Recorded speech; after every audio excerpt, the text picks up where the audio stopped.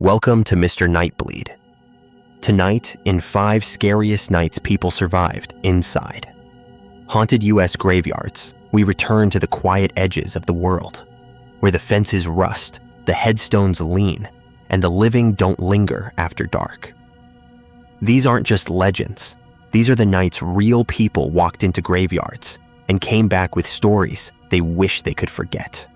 Every account you're about to hear is real, taken from those who stood between the stones, felt the ground breathing under their feet, and knew with absolute certainty that they were not alone. My goal this month is to reach 4,000 subscribers. Almost 90% of viewers wander in, listen, and vanish into the dark without subscribing. Don't be one of them. Join the darkness. Subscribe now. Before we begin, tell me in the comments where you're watching from and what hour of the night it is for you. And if there's a graveyard in your town that truly unsettles you, one you avoid after sunset, type its name below. Because when the world sleeps and the soil settles around the dead, some of them do not rest. Kill the lights, silence the world. Take a slow breath, and let us begin. My name is Caleb, and I'm from Herman, Missouri. I always feel like I should start with that, like I'm leaving a voicemail for somebody who doesn't have my number saved. I'm not anybody special. I'm 33. I work as an insurance adjuster, and my life's been pretty much paperwork, coffee, and trying not to forget people's birthdays. If you know Herman at all, you probably think of wineries and old brick buildings and tourists on the weekends. That's pretty much it. It's a small town with too many churches and not enough parking in October. A few years back, my cousin moved here for a job at the factory out on the edge of town, and we ended up renting this old 2-story house together. It's on a quiet street up the hill, away from the main drag. The kind of place where the mail still gets walked up to the porch, not just shoved in a box by the curb. He's technically my cousin who moved for a job, but we grew up seeing each other every summer, so it just felt like slipping back into old habits. His name's Mark. He does rotating shifts, so sometimes he's on days, sometimes nights. The only thing that really stood out about the house at the start was what was across the road. Directly opposite our place, like someone lined them up on purpose, was this modest old cemetery. Nothing huge, not like those big sprawling ones you see in cities. Just a small 1870s hillside graveyard, maybe a block long if that. It had a black iron fence around it, with spear-top bars and a decorative gate right across from our front walk. Near the front, it was neat and trimmed, like the town maintenance crew still cared. But if you looked past the first few rows, the grass got higher and a little wild. The stones tilted at weird angles back there, and thistles grew up around some of them. From our front porch, you could see pretty much the whole place. There were some family plots with the same last names carved into 4 or 5 stones in a cluster, all similar shapes, that always looked kind of sweet to me, like they'd made sure to stay together. And then there was one grave set apart from all the others, tucked closer to the far corner by a big maple tree, like it had been put down and everyone else just decided to keep some distance. From the house, you couldn't read the name on it, just see the shape of the stone and the way the ground dipped a little in front of it. At first, it just felt peaceful. I know that sounds odd. A lot of people get creeped out living by cemeteries, but honestly, it was quiet. No parties, no loud neighbors, no headlights sweeping your walls at 2 a.m. Just trees, stones, and whoever came by to visit on Sundays after church. On warm evenings, I'd sit on the porch with a beer after dinner. You'd hear crickets, the occasional dog barking down the hill, sometimes a distant train horn if the wind carried it right. The iron gate would squeak when someone went in or out. That was about it. My job is half in office, half from home. I go through claims, look at photos, call people after hailstorms or fender benders, and ask them a bunch of questions they're too stressed to answer clearly. It's not exciting, but it pays the rent. On the days I worked from home, I'd set up my laptop at the dining room table.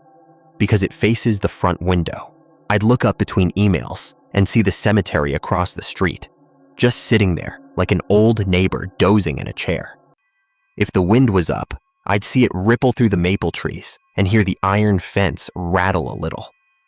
Once in a while, someone would come by to put flowers on a grave, and I'd watch them for a minute before going back to numbers. Mark didn't care much about it at first either. If anything, he liked it. "Cheapest neighbors we'll ever have," he said one of the first nights, standing next to me on the porch. No loud music, no complaints about my truck. He laughed and clanged his beer bottle against mine. Life just sort of settled into a pattern. He'd leave at weird hours depending on his shift. I'd get up around 7, make coffee, listen to the radiator knock itself awake in the winter.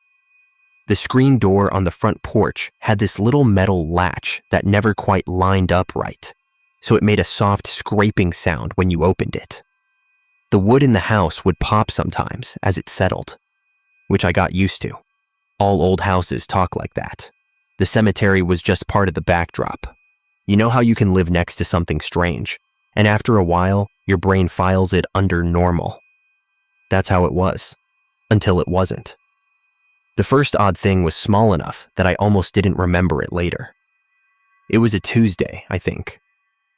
Early fall. The air had that cool bite in the mornings, but it still warmed up by noon. I was working from home, and I got up to refill my coffee. As I walked back through the dining room, I saw movement out the front window. The iron gate to the cemetery was swinging open, slow and steady, like someone had just walked through it, except there was nobody there. I stood there with my mug in my hand, watching the gate creak wider. It wasn't windy. The trees were barely moving. A couple of leaves skittered across the street, but that was all. The gate opened maybe halfway, rocked on its hinges a couple times like it was thinking about something, and then settled. It's a loose hinge, I told myself. Doesn't take much. Maybe a truck drove by a minute ago, and I just missed it. Vibrations, whatever. I went back to work. That weekend, I noticed that someone had put fresh flowers on one of the older graves. Not the ones near the road, where people usually stopped, but one of the stones a little further back. Tall, white flowers, like lilies. I'd lived there long enough by then to have kind of a mental map of who visited which spots. That stone never had anyone. The name was worn almost smooth. I couldn't even read the dates. I pointed it out to Mark that evening when we were heading to his truck. "Did you see that? Somebody finally remembered that one." He squinted. "Huh, guess somebody's doing a late Mother's Day or something." We didn't think much more about it. People put flowers on graves. It's not exactly breaking news. The second time I really noticed something, it was about the motion light.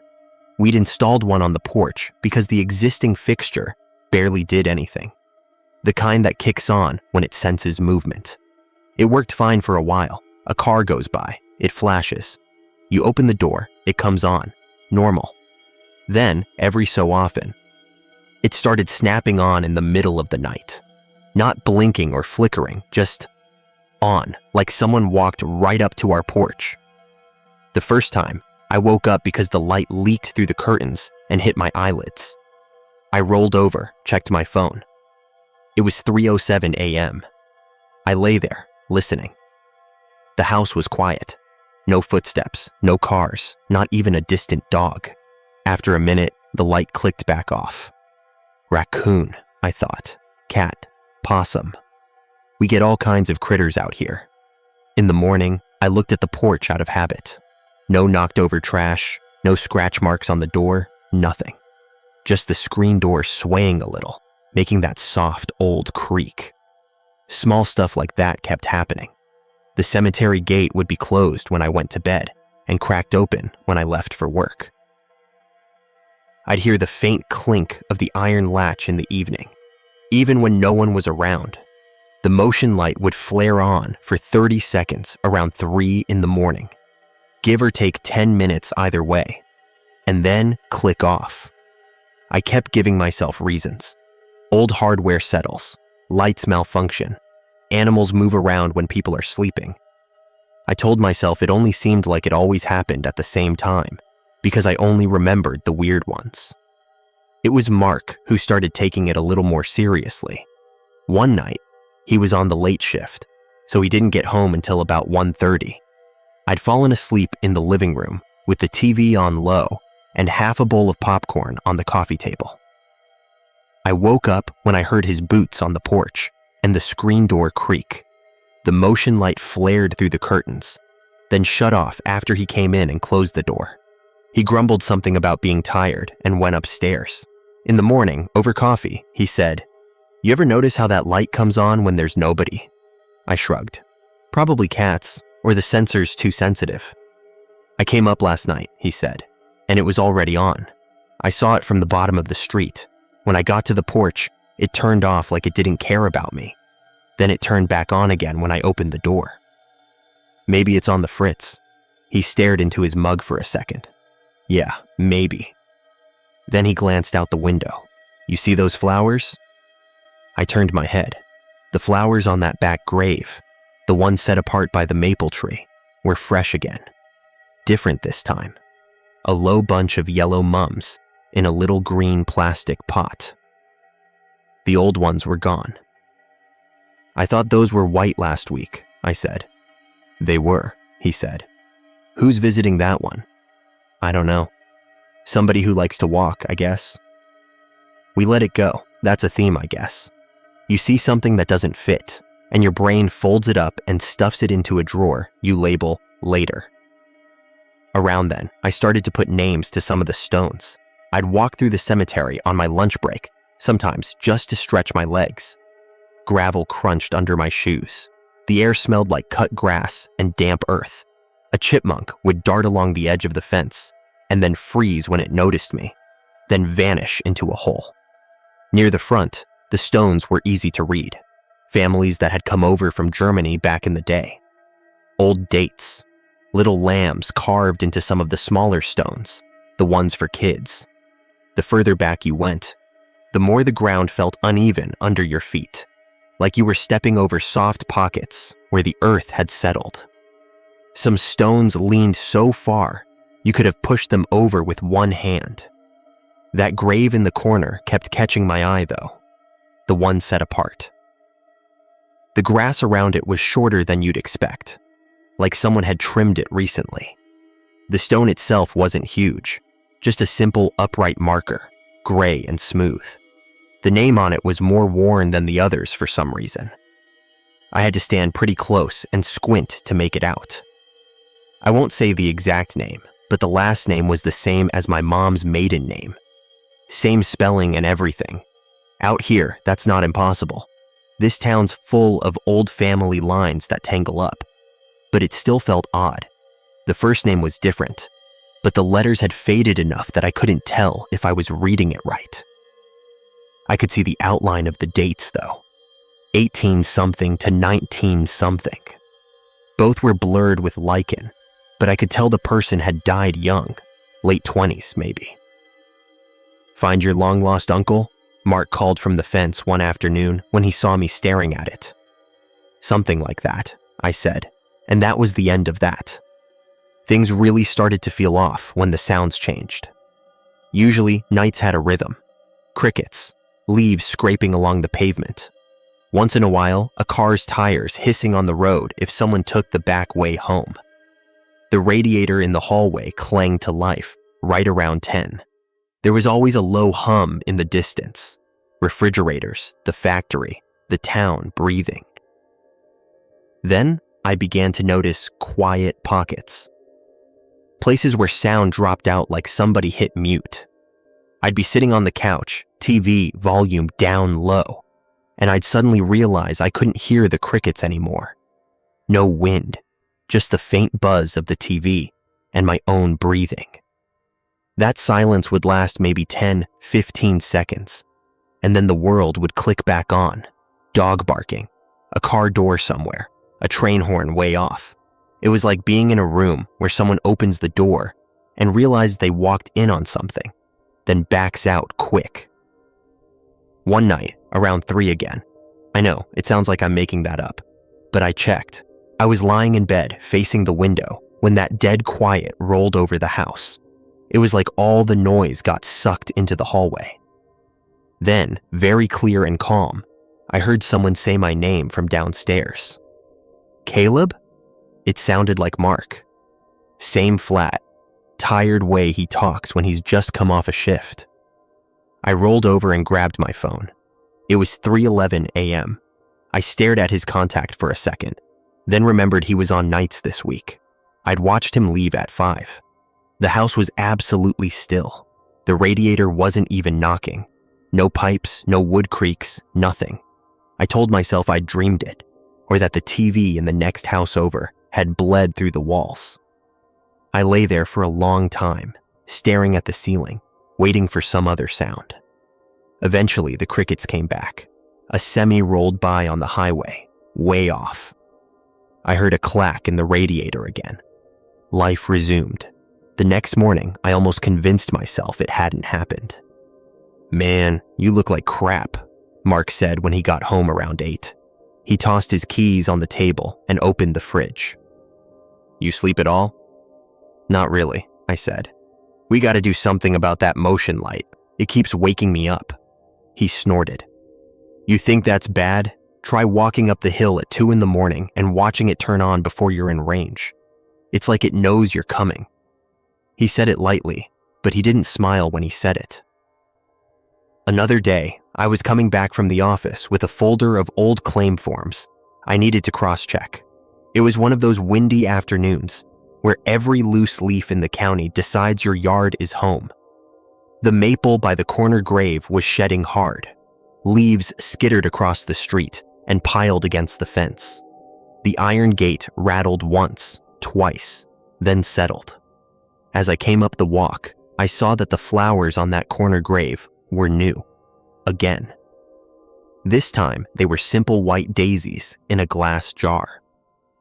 The jar caught the light, just barely, through the branches. No other graves had anything fresh on them, just that one. I was tired and a little annoyed at work, so I think that's why, instead of just walking inside, I crossed the street and went up to the fence. The latch was stiff under my hand. It squeaked when I lifted it and pushed the gate open. Gravel crunched under my shoes as I walked back between the stones. There were more names with my mom's last name than I'd realized. Whole family plots. I passed one with 4 stones in a row, all siblings, all dead in the same year. In the early 1900s. I told myself it was probably some old illness. Flu. Something like that. By the time I reached the corner grave, I felt oddly self-conscious, like I was barging into someone's living room. The air under the maple felt cooler than the rest of the cemetery, like the shade dug a little deeper there.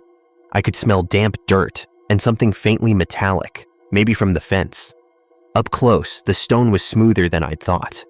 My fingers brushed over the letters without meaning to. I could see the name clearly this time. All of it. Same last name as my mom.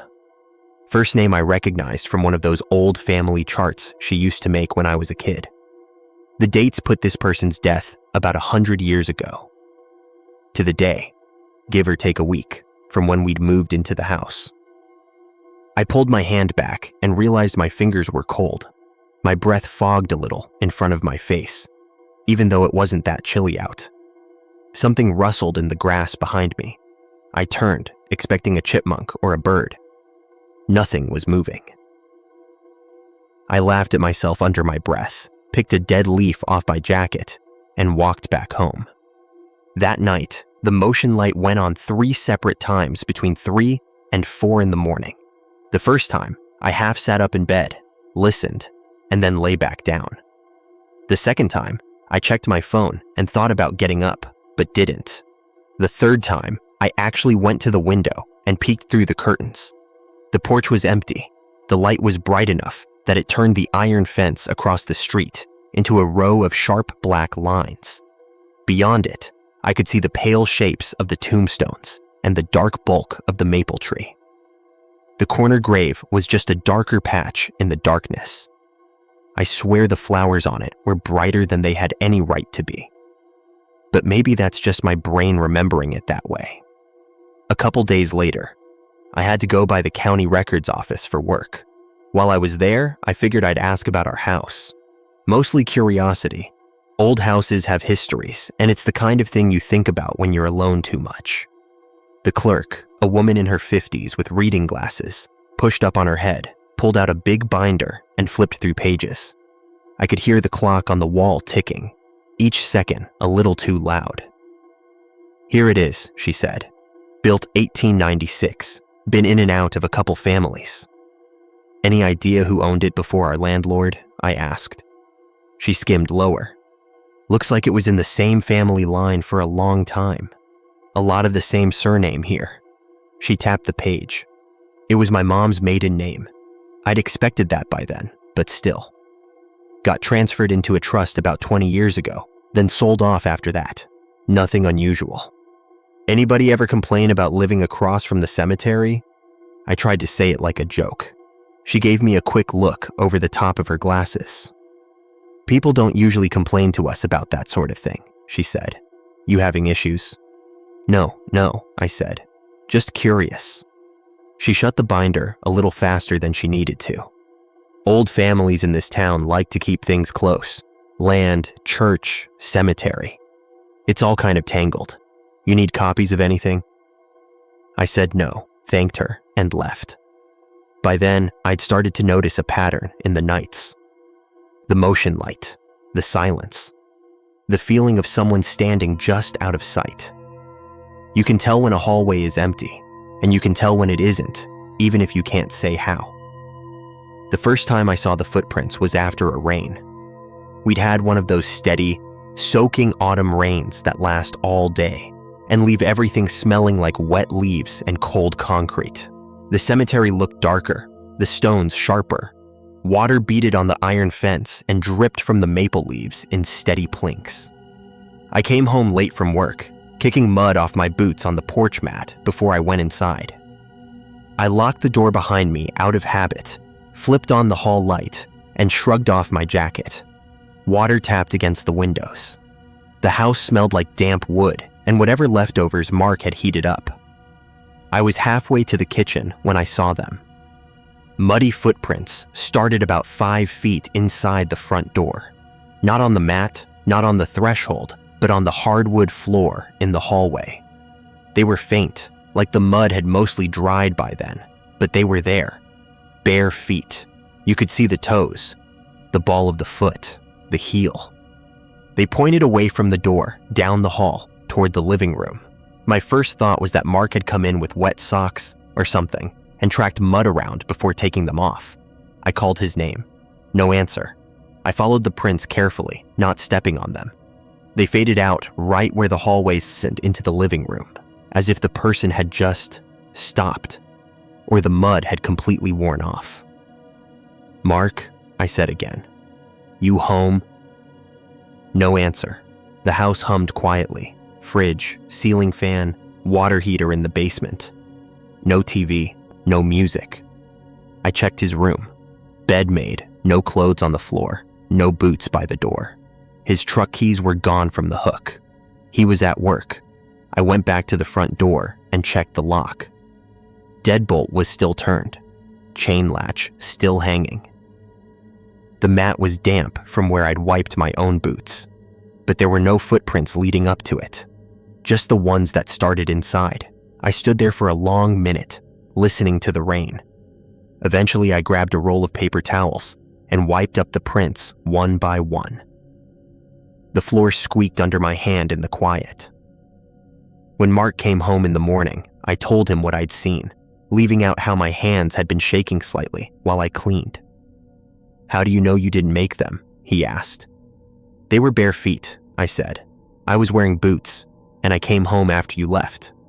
He frowned, rubbed his face. "Maybe you tracked mud in earlier and didn't notice until later," he said. "You know how wood dries weird." "Maybe," I said. We both knew I hadn't been home earlier. Over the next week, little things went wrong in the house.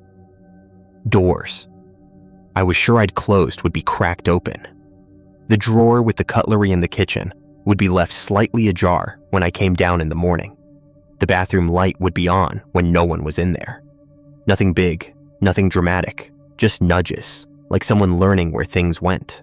One evening, I was on the couch eating dinner off a plate, balanced on my knees. The news was on, low.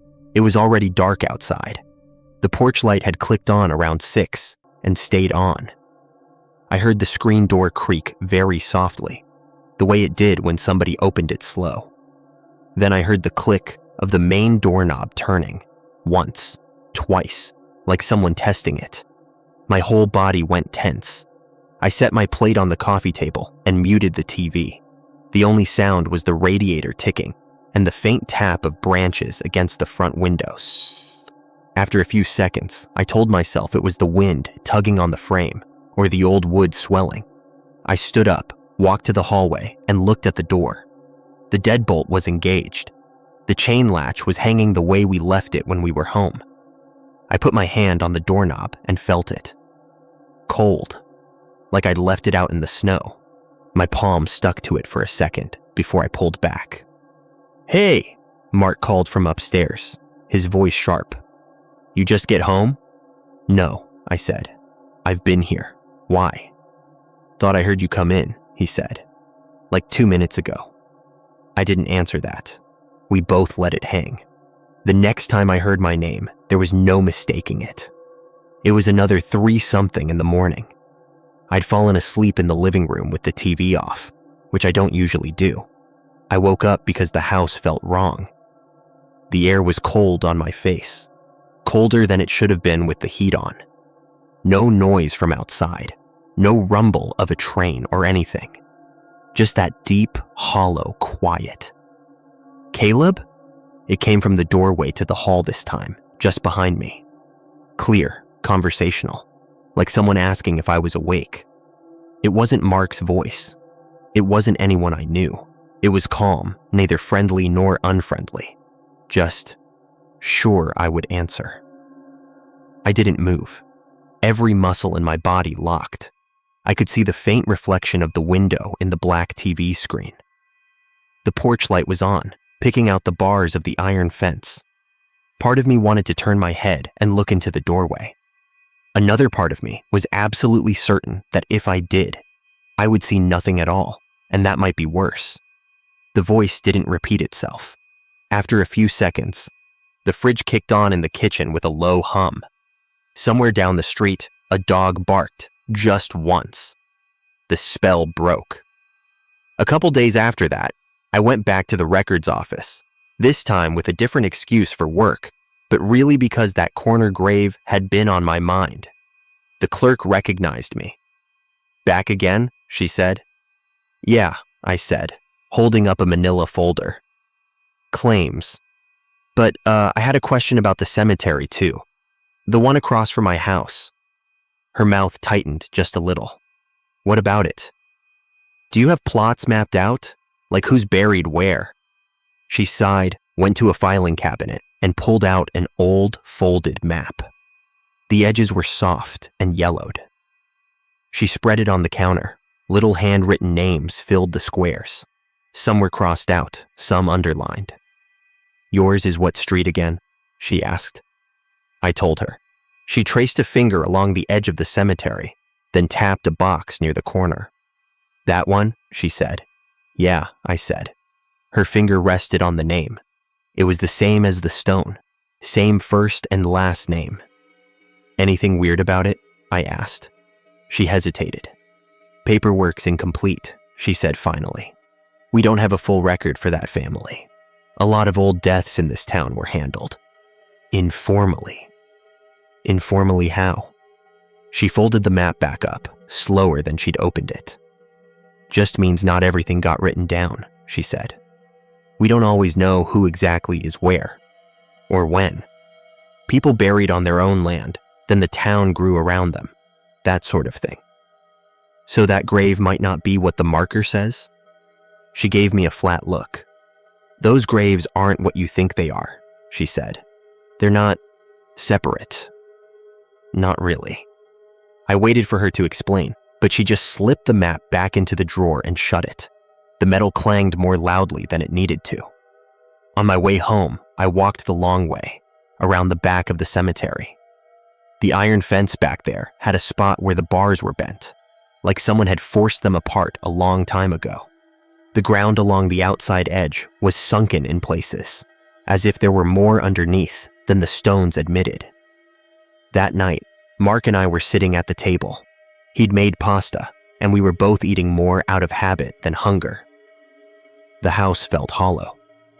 Do you ever feel like there's one more person in this house than there should be? He asked suddenly, not looking up from his plate. I swallowed. Sometimes, I said. He nodded once, like that confirmed something for him. I hear someone walking when you're gone, he said. Not just creaks, actual steps, from your room to the bathroom, from the bathroom to the stairs, then nothing.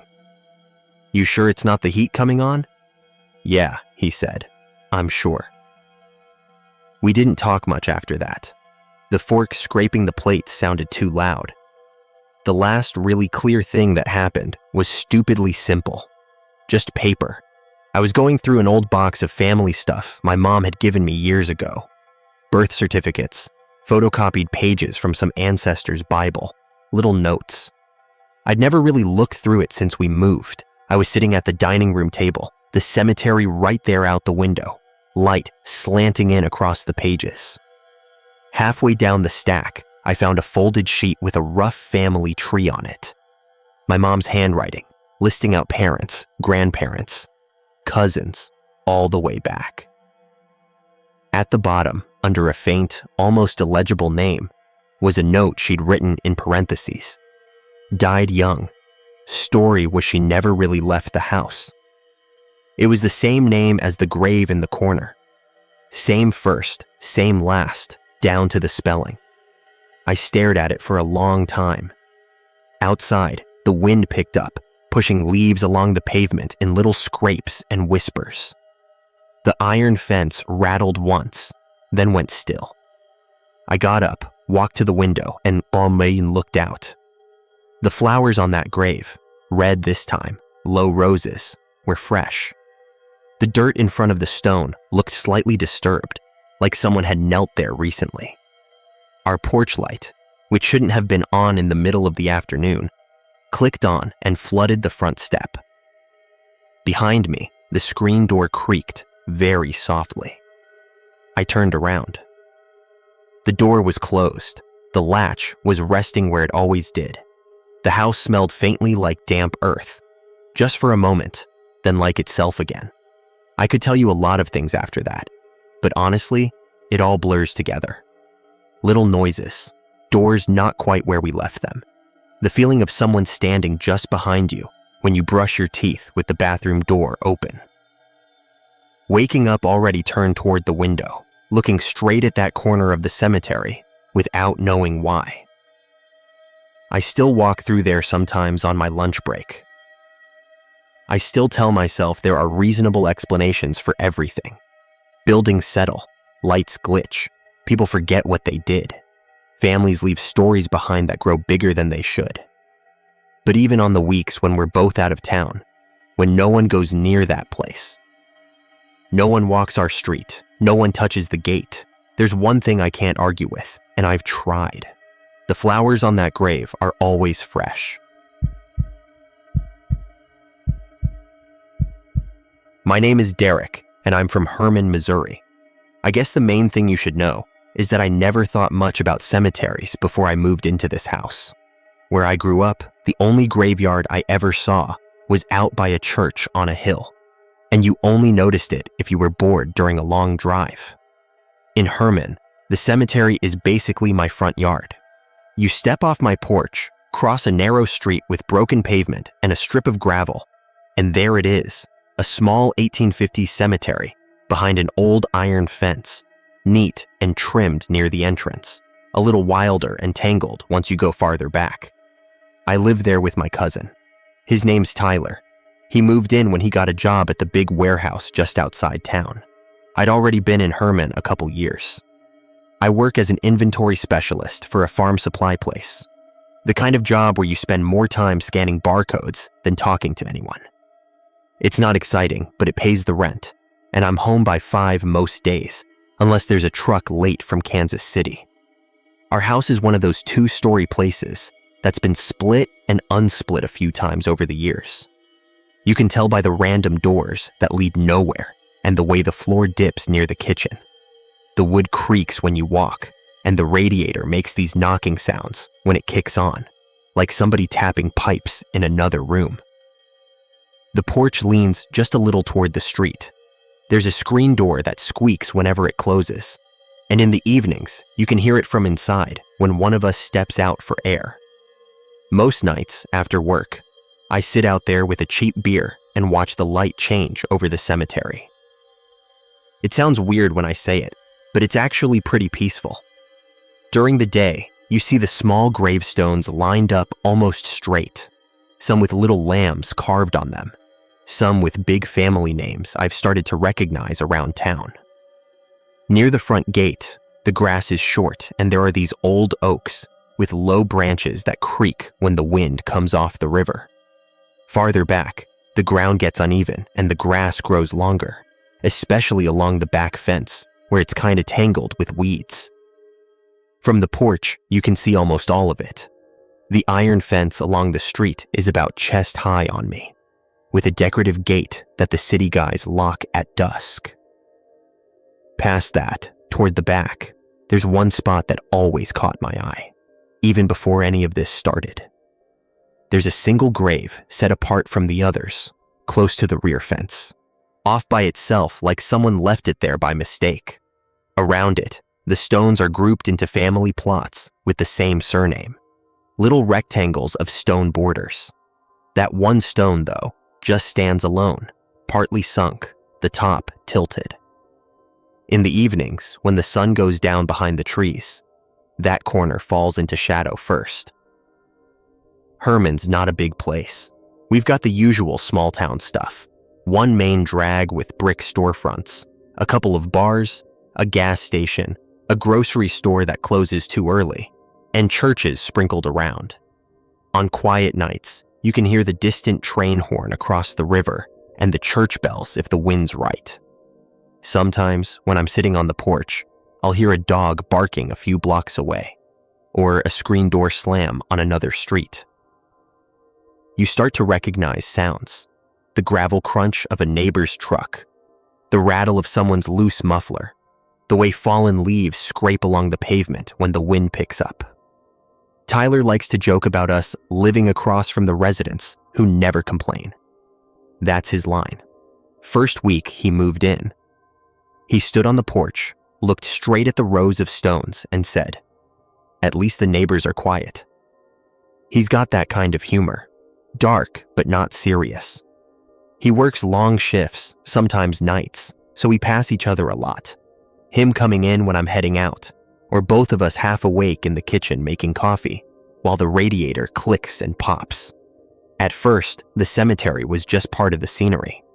We'd sit out back some nights too, just listening to the insects, the soft hiss of the highway farther out. The wind moves through the trees, and you get that dry leaf smell in fall. The damp earth smell after rain. Walking to my truck in the morning, I'd hear the gravel crunch under my boots and see the morning light hitting the stone crosses and angels. It didn't feel creepy. If anything, it made the place seem older and grounded. Nothing weird, just history. The first thing I noticed that felt a little off didn't even seem like a big deal. It was the front gate. One night in late September, I was coming back from work a little later than usual. The sky was already dark, that flat kind of blue where you can't see clouds anymore, just the street lights. There's a thin motion light over our porch that flickers for a second before it really comes on. As I pulled into the driveway, the headlights swept across the cemetery fence, and I saw the iron gate swinging, back and forth, slow, like somebody had just gone through it. Now, the city guys from Parks and Rec, I see their truck there sometimes, are supposed to lock that gate at dusk. They do it almost every day. I've watched them. You hear the little clank of the latch from the porch if it's quiet enough. So seeing it swinging open like that made me pause a second. I got out, killed the engine, and listened. There wasn't any wind, not a strong one anyway. The leaves on the trees were mostly still. I could hear crickets and some kind of bug making a steady clicking sound in the grass. My porch light clicked on, and the screen door creaked a little, even though it wasn't moving. It does that sometimes when the temperature changes. I walked up to the porch, still watching the gate. It swung one last time and then just stopped, like something had been holding it. I remember thinking that maybe whoever locked it just didn't close it all the way, and gravity and time took care of the rest. That was it. I went inside. A couple nights later, I noticed flowers. I was on the porch again, this time after dinner. Tyler inside, watching something on his laptop. The air had that cool, damp feel, and I could smell wood smoke from somewhere down the block. The cemetery was quiet, just the faint shapes of stones against the dark grass. The street lamp at the corner throws enough light that you can see the first few rows pretty clearly. I saw something pale at the back, near that lone grave by the fence. At first, I thought it was a plastic bag caught on the stone. But the next day, driving past on my way to work, I looked closer. There was a small bouquet of flowers propped against that grave. White flowers, fresh. That wasn't strange by itself. People visit graves, it's normal. The odd part was that I'd never seen anyone back there, not once, and I sit on that porch a lot. The front of the cemetery gets visitors sometimes, older folks in Sunday clothes or a couple with kids walking through. But that back corner, nobody. I figured whoever left them came early, maybe before I woke up. No big deal. About a week later, the flowers changed. This time they were yellow. Same size bundle, same spot, just a different color. The white ones hadn't wilted yet, at least not as much as I'd expect in the sun. And now there was this new cluster propped right in front. I noticed it because I was taking the trash out and the wind shifted, bringing that faint sweet flower smell across the street. I paused at the curb, bags in hand, and stared a second. The crickets were going, and a dog barked a couple streets away. Nothing else. I dumped the trash and told myself whoever was doing this just came and went between my trips outside. People have routines. Maybe they came on their lunch break. That same night, our porch light clicked on by itself. It's one of those motion sensor ones, pointed toward the cemetery more than the door. I was at the kitchen sink, washing a plate. Tyler was in the hallway on his phone, and the light outside flashed on hard. You could see the bright rectangle of it on the floorboards, and the little shadows of the railing. Tyler leaned over, looked through the window. "Cat," he said. "Probably," I said. We get strays cutting across the yard sometimes, and raccoons when the trash pickup gets delayed. I dried the plate, listened for the sound of something on the porch, but there was just this quiet hum from the fridge and the ticking of the old clock by the doorway. "Don't see anything," Tyler said. But he didn't sound worried. He let the curtain fall back and wandered off. The light stayed on for the full cycle, then clicked off. It started happening more often. The porch light would flare on when nobody was near the door. Sometimes it would do it twice in one night, always facing the cemetery. I kept telling myself it was bugs, or the sensor was dying. The house is old. Things fail. One Friday, I was out there late, around midnight. I had one foot hooked on the rung of the porch rail, beer in hand, just kind of zoning out. The air was still, but cool enough that I could feel it through my t-shirt. Down in the grass, cicadas and crickets did that loud chorus thing. Then all at once went quieter, like somebody turned a knob. I watched my breath a little, even though it wasn't cold enough to see much. Across the street, the cemetery sat there the way it always does, just stones and dark grass and that iron fence. As I watched, I heard it, someone saying my name. Derek. Not loud, not a shout, Just this soft, careful voice, like someone testing if I was still awake. It came from somewhere near the front rows, off to the right. I froze, beer halfway to my mouth, and squinted into the dark. "Ty?" I called over my shoulder. Nothing from inside. After a second, the screen door squeaked a little as I pushed it open and leaned in. "Tyler?" He was on the couch, headphones on, eyes on his laptop. He looked up, saw my face, and pulled one ear cup off. "Yeah." "You called me just now?" I said. He shook his head. "No, man. Why?" "Nothing," I said. "Thought I heard you." I went back out, stood there a minute longer. The insects started up again. A car went by at the far end of the street, tires hissing on the pavement. The cemetery just sat there, empty. I told myself it was the wind moving through the fence, or some kid a block over saying something that just sounded like my name. That kind of thing happens. Sound travels weird at night. The thing with the flowers kept going. Every few days, they changed. Sometimes white, sometimes yellow, sometimes red, always fresh. No wilted ones left behind, no dead stems tossed aside. Just a new, neat little bundle leaning against that one lonely grave at the back. "Man, that's weird," Tyler said one afternoon. We were both on the porch, and he was squinting over his coffee at the spot. "You ever actually see anybody out there messing with those?" "No," I said. "Never." "You watch that place like it's a TV," he said. "And you've never seen them?" "Nope." He took a sip, shrugged. "Maybe they come when you're at work." "Every 3 days?" I said. He didn't answer, just kind of grunted and went back inside. It was Tyler who first mentioned the time. I woke up one night and lay there, staring at the red digits of the cheap alarm on my dresser. 3:13 a.m. The house was very still. No radiator knocking, no trucks on the street.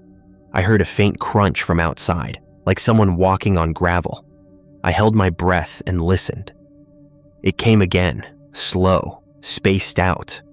Not the steady roll of a car, or the quick scrabble of an animal. Just step, step, then nothing. I told myself it was someone cutting through the street, maybe stumbling a little from a bar. I fell back asleep. The next morning, Tyler was at the kitchen table, rubbing his eyes, staring at his coffee.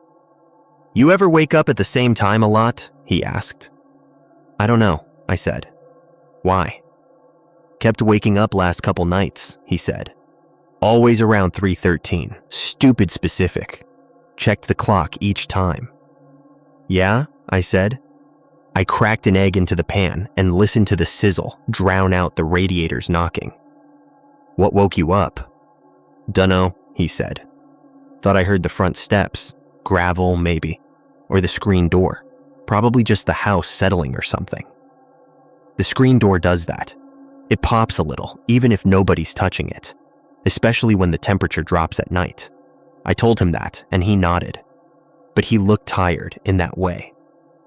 That's not just lack of sleep, more like he'd had a string of bad dreams. I didn't really think we had any kind of pattern until the porch light started matching the time.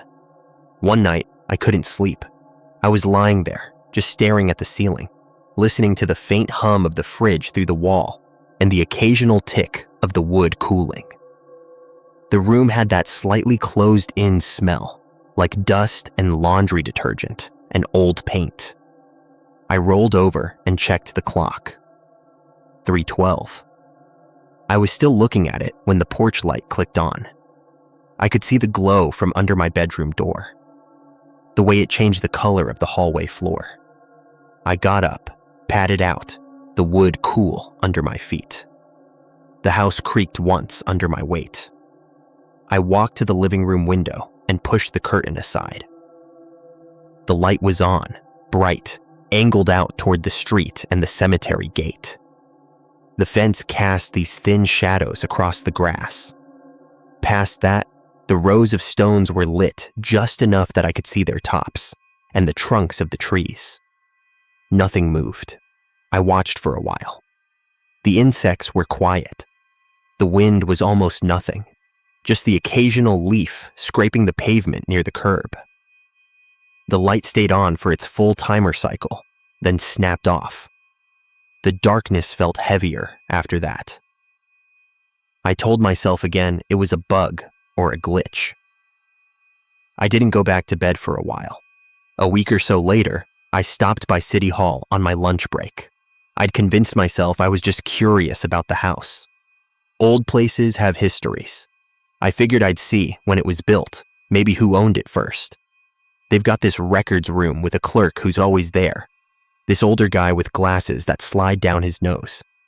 He took me back to a shelf with thick binders and maps.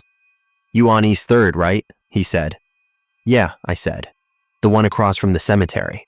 He made this little ah sound, like he'd just remembered something. "That one. Yeah.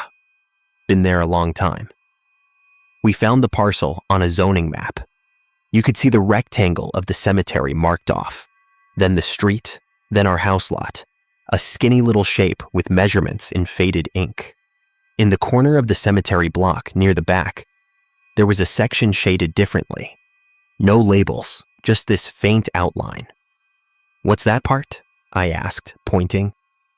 "Older section," he said. "Some of the old family plots. Records on those aren't great." He flipped open another binder, ran his finger down a list of names tied to plot numbers. When he got to ours, he frowned a little, then turned a page. There was a section where the paper looked newer, like it had been replaced. A note in the margin read, "Data incomplete." "Guess somebody lost that page," he said. "We had a flood in the basement back in the 80s. Some of the old stuff got ruined." "So there's no record of the back corner?" I said. He shrugged. "Not a good one. Some old family, I think. Morton. Something with an M." I felt a tiny prickle at that, but I didn't say anything. Tyler's last name is Morgan, same as mine, obviously. We're cousins. There are plenty of Morgans in the world. It didn't mean anything. "Anyway," the clerk said, closing the book. "Nobody's been buried back there in a long time. City uses the front sections now, easier to maintain." When I mentioned the flowers, he went quiet. Just for a second, but enough that I noticed. "What flowers?" he said. "On the grave by the back fence," I said. "They're always fresh. Just thought it was interesting you didn't know who was still visiting." He pushed the binder back onto the shelf a little harder than he needed to. "Like I said," he said, "those records aren't complete. That's all I got." I was about to say something else, but he'd already started walking back to the front desk.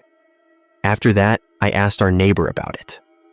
There's a woman a few houses down who walks her little dog past our place every morning. I don't know her name.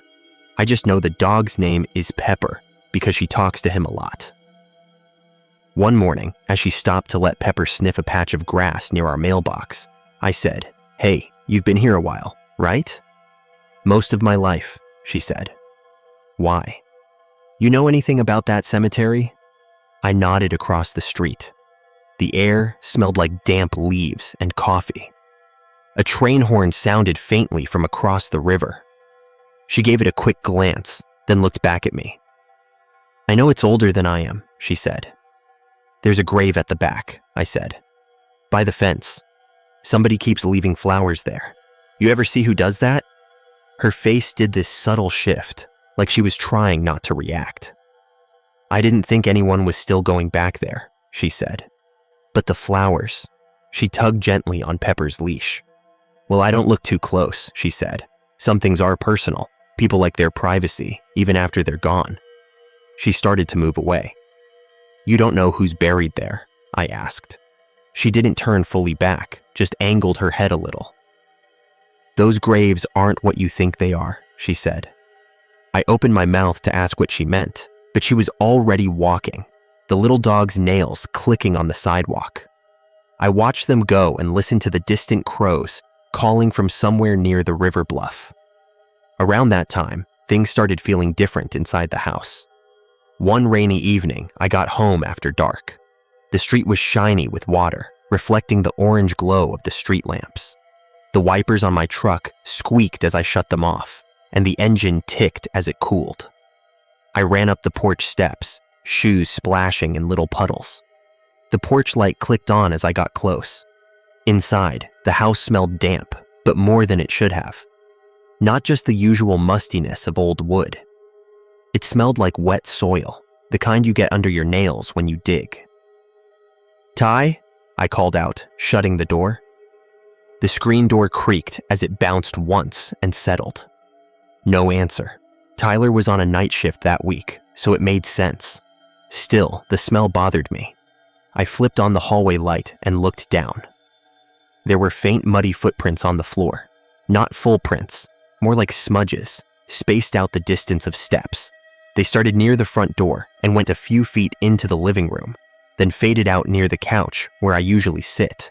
I just stood there for a second, listening. The radiator gave a little click, but it wasn't running.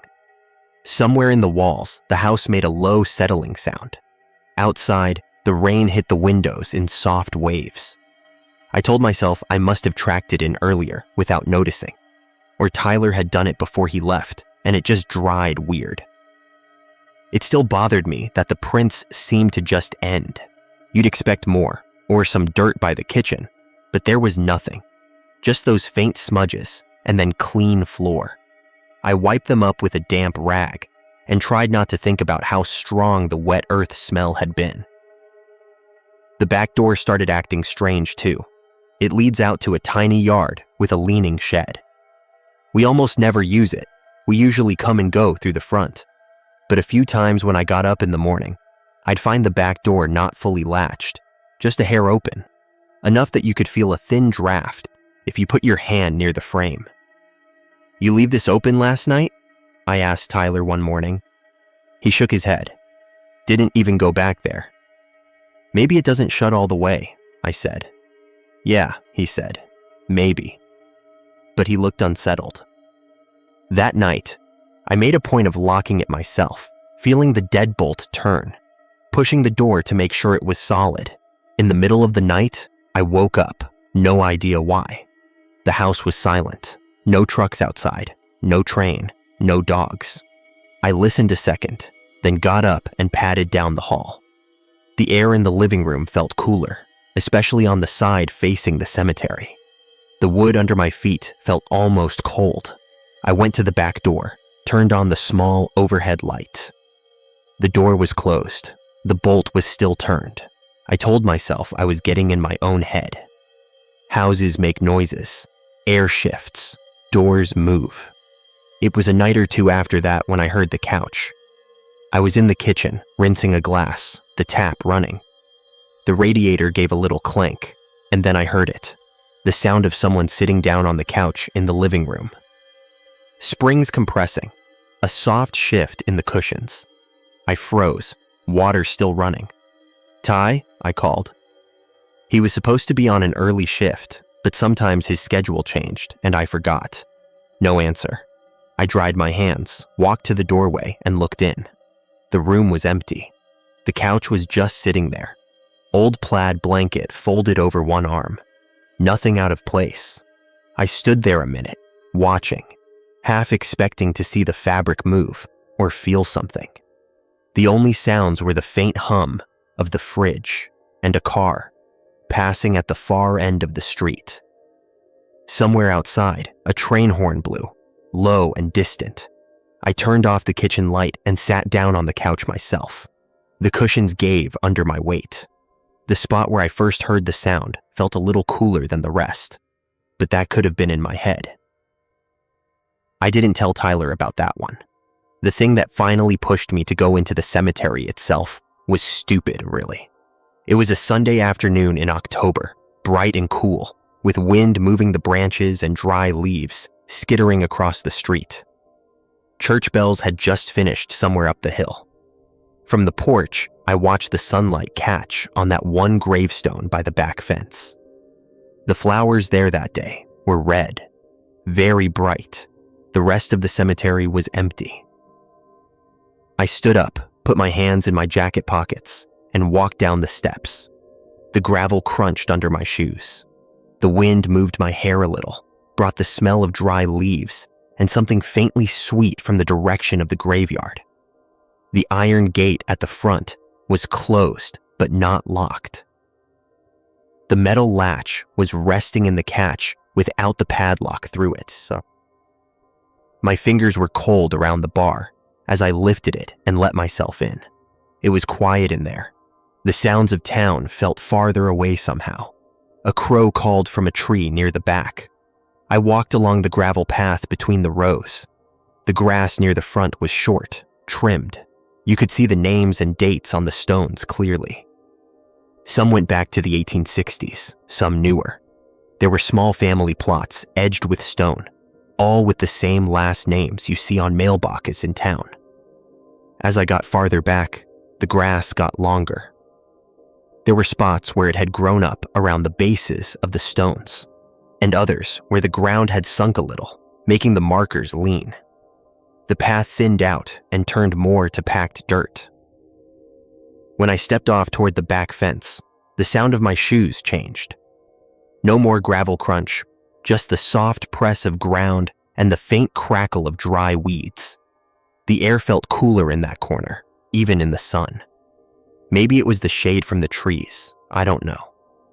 The insects had been making this soft background noise, but as I got closer to that lone grave, they eased off, like someone turning down a radio. The stone itself was smaller up close. The top was chipped, and lichen covered some of the date. Someone had cleared around the base recently. The grass there was shorter, and you could see fresh dirt where it had been pulled. The flowers were placed at the foot of the stone. Red carnations, I think. The stems were still damp. I bent down and brushed a bit of moss away from the name. It took a second for my brain to line everything up. Tyler Morgan, it said. The letters were shallow but readable. The dates below were 1958 to 1979. I just stared at it. My cousin was born in 1994. Entirely different person, different life. But seeing his exact name there, first and last, on that lonely stone in the corner of the cemetery, across from our house, hit me in a way I can't really explain. I stood there a long time. My legs started to feel a little shaky. Not from anything dramatic, just from standing still too long. The wind moved through the trees, and some leaves fell, scratching their way down the trunk behind me. I told myself it was a coincidence. Names repeat, families reuse them. There are a lot of Morgans. There are a lot of Tylers. That doesn't mean anything on its own. Still, as I straightened up and looked around, everything felt slightly shifted, like the world had tilted just enough that I had to adjust my balance. I heard a car pass outside the fence, but it sounded muffled, like it was gone before it should have been. When I got back to the house, Tyler was at the table, flipping through some junk we'd never sorted. Old mail from before we moved in. A few yellowed envelopes the landlord had never picked up. "Hey," he said. "You know the guy before us had my name?" My throat felt dry. "What?" He held up an old electric bill. The paper was soft and starting to curl at the edges. "Look," he said. "Tyler Morgan. Different middle initial, though. Probably some old dude. The date's from like 2003. Guess he lived here for a while." I tried to swallow, but my mouth felt sticky. "You keep that?" I said. "Just found it in the drawer," he said. "Thought it was funny. What are the odds, right?" I looked past him, out the window. From our kitchen, you can see the top row of graves and the trees beyond. I couldn't quite see the back fence from there, but I knew exactly where it was. "What's wrong with you?" he asked. "Nothing," I said. "Just tired." That night, I woke up again at 3:13. I didn't look at the clock first. I just knew. I lay there a minute, listening. The house was very quiet. Then I heard it, the soft crunch of gravel, slow and deliberate, right outside. I got up and went to the window that overlooks the cemetery. The moon was out, making everything look flattened, almost colorless. The iron fence cast long shadows. I could see the outline of the stones, the trees in the back, the slight sag in the ground where that lonely grave sat. The porch light came on by itself. It washed the front yard in a harsh, yellowish glow. For a second, I thought I saw a shape just inside the cemetery gate, but when I blinked, it was just the shadow of the tree by the corner. Behind me, in the hallway, I heard the floor creak, just once, not the random popping it does when the temperature changes. It sounded like a step, like someone putting their weight down carefully. "Tyler?" I called, too quietly for him to hear if he was sleeping. No answer. I remembered the muddy smudges on the floor, the back door that wouldn't stay latched, the way the couch had shifted under invisible weight. I thought about the flowers, always fresh, always changing, never once seeing the person who brought them. The air felt colder near the door that faces the cemetery side. I could see my breath a little if I breathed out slowly. The insects outside were silent. Somewhere far off, a dog barked once and then stopped. I didn't go outside. I just stood in the hallway for a while, feeling the house around me, the old wood, the pipes, the faint hum of the fridge. Eventually, I went back to bed, though I don't remember falling asleep. I still live there. So does Tyler. Life goes on. I go to work, scan my inventory, listen to the forklift beeping in the warehouse. Tyler complains about his shifts. We make coffee, we take the trash out, we watch shows on the couch. Sometimes, when I'm on the porch in the evening, the light will click on with no one near it, and I'll look over at that cemetery. The gate will be closed, the iron fence steady, the stones quiet. Then I'll notice that the flowers on that grave have changed again. Always fresh, always neat. The other day, the neighbor with the dog walked by. She nodded at me, then glanced at the cemetery for just a second before looking away. "You boys sleeping okay over there?" she asked. "Yeah," I said. "Why?" She shook her head. "Just wondered," she said. "Houses like that, so close to old ground. Sometimes people notice things." "Like what?" I asked. She didn't answer. She just tugged on Pepper's leash and kept walking. I don't have proof of anything. Maybe there's a relative who comes very early with flowers. Maybe the porch light sensor is faulty. Maybe the muddy footprints were mine and I just forgot. Maybe someone with the same name as my cousin lived there before, and someone else with the same name decades before that, buried alone in the back corner of a small cemetery in a small town. I tell myself all of that over and over when I wake up at 3:13 and listen for gravel, when I hear the faint creak of the floor in the hallway, when I see the back door and check the lock twice. I don't know what the records at City Hall used to say before the pages got ruined. I don't know why the clerk went so quiet, or why the neighbor told me those graves aren't what I think they are. I don't know who sits on the couch when I'm in the kitchen, or who leaves those flowers at the grave that carries my cousin's name. What I do know is that the line between that cemetery and this house doesn't feel as clear as it looks on the map. Standing at the window at night, watching the darkness press up against the iron bars, I've started to think that line was never really for us in the first place. The fence was never meant to keep anyone out. My name is Derek, and I'm from Astoria, Oregon. I live in a small rental house on a quiet street that most people only use when they're lost or trying to avoid the main road. It's a one-story place with chipped blue paint and a sagging porch. The landlord called it historic when I signed the lease, which is another way of saying the windows stick and the floors tilt a little. What sold me on it, weirdly enough, was the view. Right across the narrow street, on a bit of a rise, there's this modest early 1900s cemetery behind an old iron fence. It isn't big.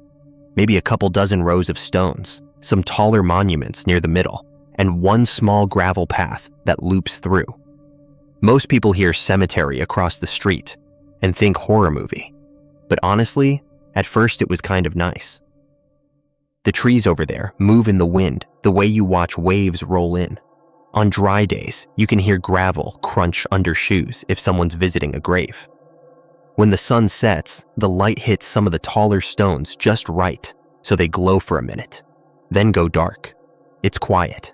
No loud neighbors, no parties, just stones and grass, and the occasional crow. I don't live there alone. My housemate is Tyler, a coworker who needed a place when his last roommate moved out and took most of the furniture with him. We both work at the same clinic on the edge of town. I'm a medical billing clerk. He's in scheduling. It's not thrilling work, but it pays on time, and you go home without any of it stuck to you. We joke about how our jobs are just moving numbers and names around until they line up the way insurance companies want. Our schedules are pretty similar. We're usually home by 5:30. He drops his keys in the same little bowl by the door every time. I put my bag on the same chair. We talk about dumb stuff. A patient who yelled at the front desk, a computer that crashed at the worst moment, which one of us is going to cave and buy a new coffee maker. Tyler likes to crack jokes about the cemetery. First week he moved in, he stood on the porch with his hands on his hips and said, "Well, at least the neighbors are quiet." The town itself isn't big once you step away from the waterfront and the tourists. Past the main streets and the fish places, you get into older neighborhoods like ours, where the houses lean a little, and you can still see original glass in some windows. On Sundays, you can hear church bells from a few blocks away if the wind is right. At night, you sometimes catch a distant train horn from the tracks closer to the river. Cars thin out. You hear dogs barking far off, then nothing. In the summer, there are insects buzzing in the grass by the cemetery fence. And in the fall, you hear leaves scraping along the pavement when the wind picks up. The cemetery across from us looks better kept near the front. The grass along the fence is trimmed. The older stones close to the gate are washed clean by time and rain. But if you look farther back, past the larger family plots, it gets a little tangled. The grass is longer. Ivy creeps up a few stones. The land dips and rises in small, uneven waves, like some of the graves have settled. There are clusters of stones with the same surname, and a few of those tall obelisk monuments that were apparently popular 100 years ago. And then there's the one grave that caught my eye early on. It's small, maybe a child's. The stone is short and rounded at the top, with a name and dates that were hard to see from the road. There are always flowers on it. Not always new, but never completely dead. Sometimes simple plastic ones stuck in the ground. Sometimes fresh wildflowers in a jar. Sometimes it's one single white flower leaning over. I noticed it because nothing else in that back section gets that kind of attention. I'd see that little cluster of color back there every time I walked to my car. For months, it was just part of the scenery. I'd drink coffee on the porch before work, leaning against the rail, listening to the wood settle with small pops as the sun warmed it. Tyler would come out, glance at the cemetery, and make some offhand comment like, "They should rent out that space for Halloween tours," or, "If one of them starts paying rent, I'm moving out." It was background, peaceful. The first strange thing didn't even feel strange at the time. It was a windy Wednesday night in late fall, the kind of night where the air smells like wet asphalt and old leaves. I was at the kitchen sink doing dishes after dinner. Tyler had gone out to meet some people for a trivia night. I remember because he yelled that he might be late and not to deadbolt the door yet. Over the sink, there's a small window that looks straight across at the cemetery gate. The porch light was on, throwing this soft yellow circle over our steps and a thin stretch of road. Beyond that, it was just the darker shape of the cemetery and the faint outline of stones. As I stood there, I noticed the cemetery gate move. It's one of those old iron gates that squeaks when it opens. I've heard it in the daytime when people come and go, but that night, I didn't hear anything. I just looked up and saw it swinging inward fast, like someone had shoved it hard, then stopping with a little bounce. No one there. The street was empty. No car lights, no sound of footsteps on gravel. I figured it was the wind. It was gusty enough that I could hear the trees across the street rustling. Every now and then, a branch would scrape faintly against the iron fence, this thin, metallic noise. The porch light flickered once, and I cursed the wiring. I rinsed the last plate, turned off the water, and listened. The house made its usual noises, a low creak in the hallway, something shifting in the crawl space, the fridge kicking on. Then I heard it, very faint. A sound I first thought was a radio from somewhere down the street. It was music, a tune, slow and soft, the kind of thing someone would hum to a baby. A lullaby, but it sounded off. The timing wasn't steady. Notes dragged a little too long, then rushed to catch up, like the person humming couldn't hear themselves properly. It reminded me of someone singing underwater, if that makes any sense. Thick and broken. I stood by the sink, listening, my hands still wet. After a few seconds, it faded, or the wind drowned it out. I told myself one of the neighbors must have been playing something, though I couldn't think of any house close enough in that direction. I dried my hands and went back to the living room. When Tyler came home around 10, he dropped his keys in the bowl and said, "You leave the gate open for the zombies?" I looked at him, confused, and he jerked his thumb toward the front. "Cemetery gate. It's wide open. Wasn't like that earlier." I shrugged and said it was probably the wind. We joked about the city forgetting to lock up the dead. It was nothing. Little things kept happening after that. Always small, always easy to shrug off. I'd leave for work and notice that same gate open again, even on calm mornings. I'd see fresh flowers on that small grave in the back, even on days when the grass around it was wet and undisturbed, no footprints on the gravel near the path. Once, on a Saturday afternoon, I watched an older woman with a canvas bag walk in, visit 2 of the family plots near the front, and leave. She never went near the rear section, but the next morning there were new flowers on the child's grave. At night, every once in a while, I'd hear that tune again, soft, like someone humming from across the street. Sometimes it felt closer, like it was just on the other side of the window. Other times, it blended into the wind, and I'd only catch 1 or 2 notes before it was gone. I told myself it was someone's TV, or a phone, or some late-night show with a weird soundtrack. You can convince yourself of just about anything when you want to go to sleep. Tyler was the first one to say something about it out loud. We were on the porch one evening after work, both of us leaning against the railing, watching the light fade. The street was quiet. I remember hearing chipmunks chattering in the yard next door, then suddenly going silent all at once, like someone cut the sound. Tyler nodded toward the back half of the cemetery. "You ever notice that little grave?" he said. "Which one?" I asked, even though I knew. "The one with the flowers, way in the back there." He squinted. "I swear they're always fresh. Like, always.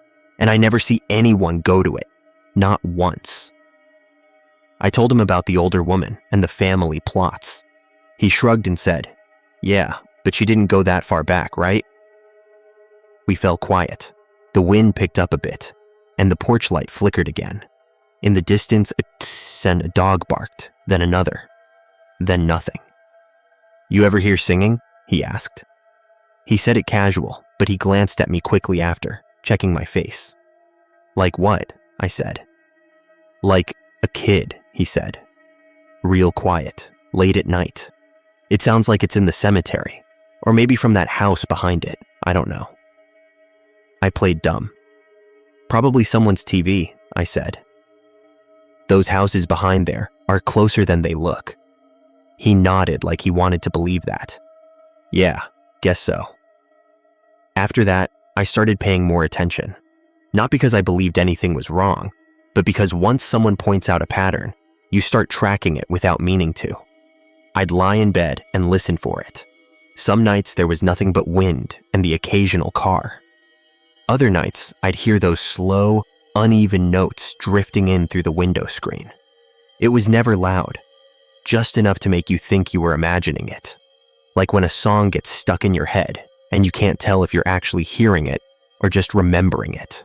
On my days off, when Tyler was at work and I had the house to myself, I'd find reasons to go out front, bring the trash can back from the curb, sweep leaves off the steps, tighten the loose screw on the screen door that always made it creak.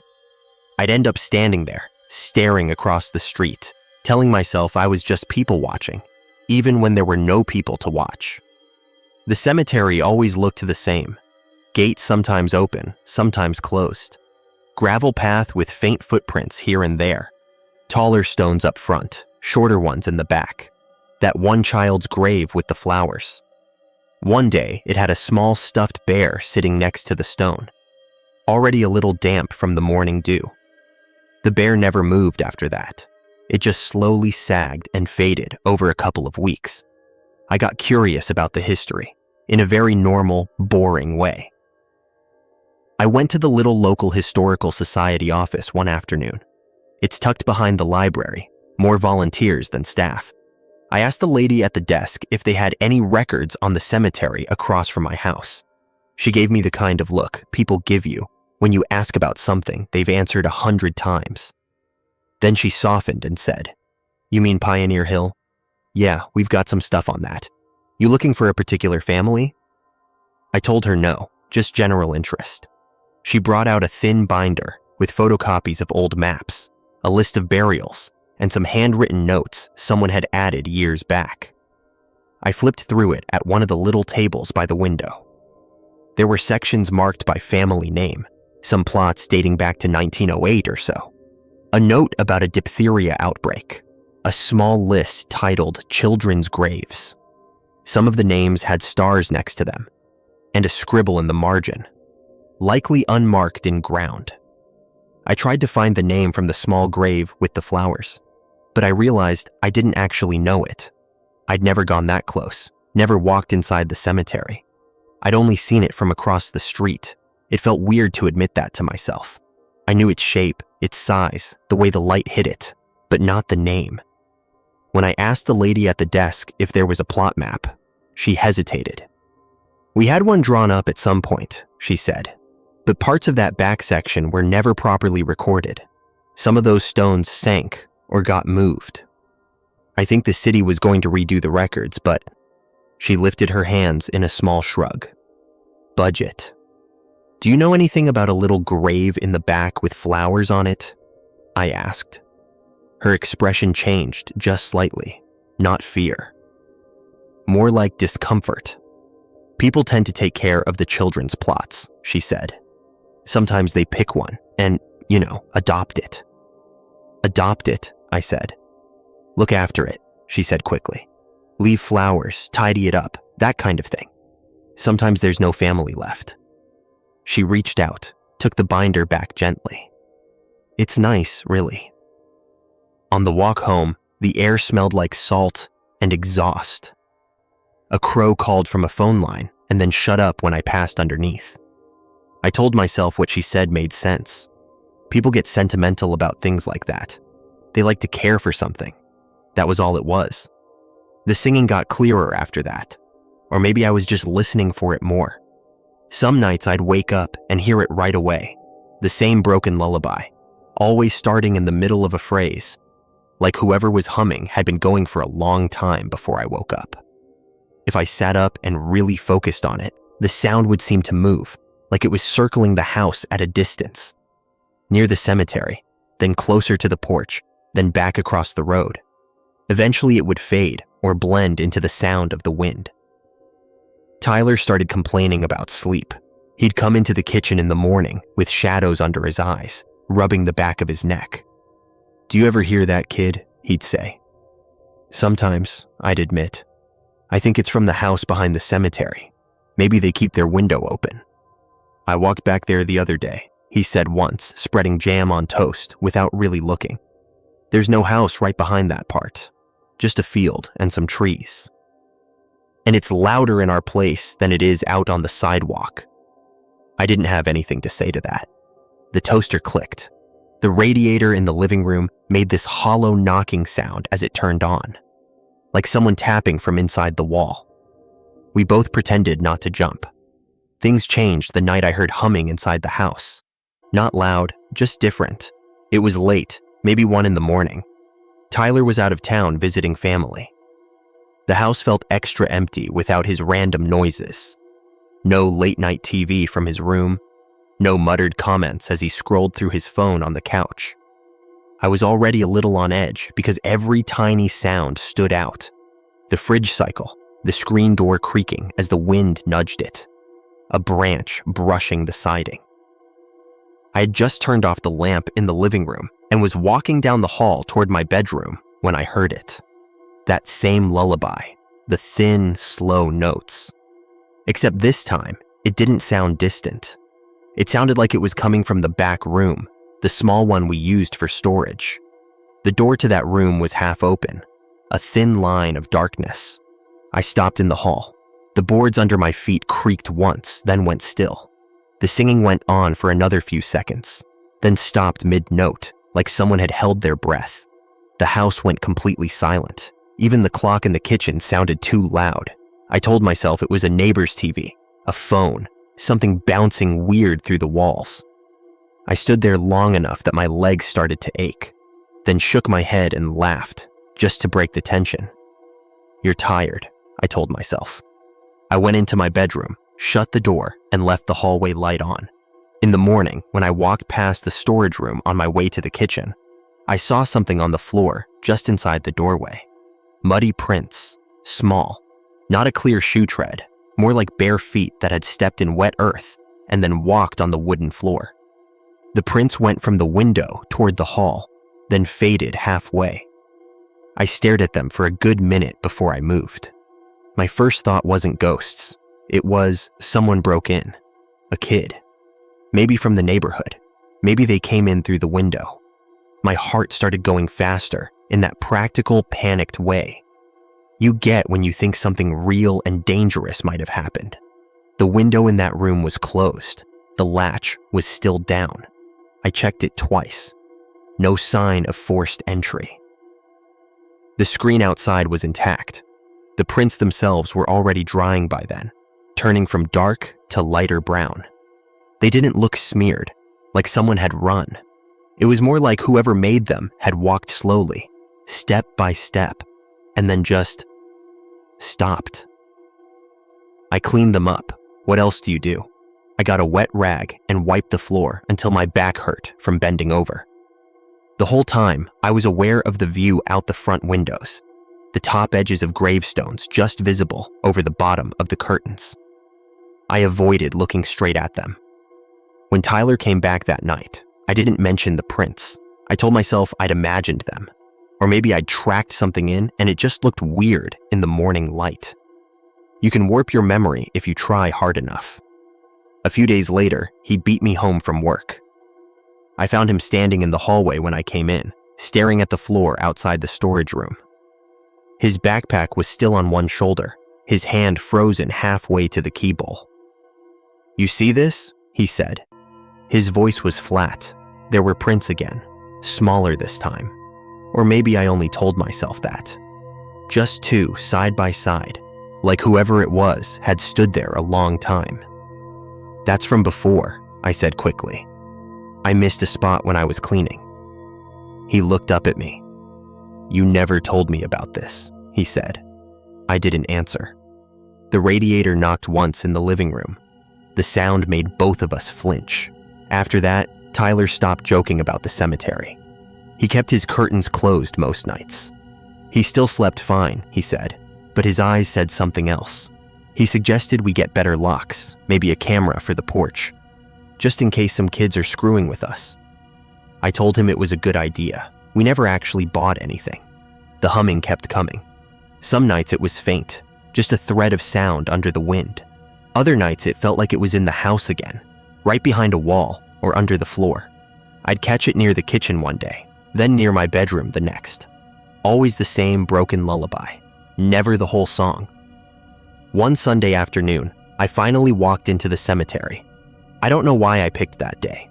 Maybe because it was bright and clear, the kind of day where nothing looks scary. The air was cool, and the sun was out just enough that I had to squint. The iron gate was closed, but not locked. It squeaked when I pushed it open, a sound I felt in my teeth. Gravel crunched under my shoes. Up close, the place felt smaller. The front section was as neat as it looked from the street. Someone had trimmed the grass recently. A few graves had flowers. A few had little flags or stones placed on top. As I walked farther back, the ground got more uneven. The grass was longer, in patches. Ivy crawled up one of the obelisks. I could see where some stones had sunk, the earth around them dipping. The child's grave with the flowers was even smaller than I expected. The stone was about knee-high, rounded at the top. Someone had scrubbed it clean at some point, because the name and dates were more legible than the others nearby. The flowers that day were white, starting to brown at the edges. They were stuck into the ground in a simple bunch. The name on the stone was Emily Tyler. The dates put her at about 6 years old. The year of death was 1932. I stood there a long time. The Tyler hit me first, obviously. Same last name as my roommate. Rationally, I knew that didn't mean much. It's not the rarest name in the world.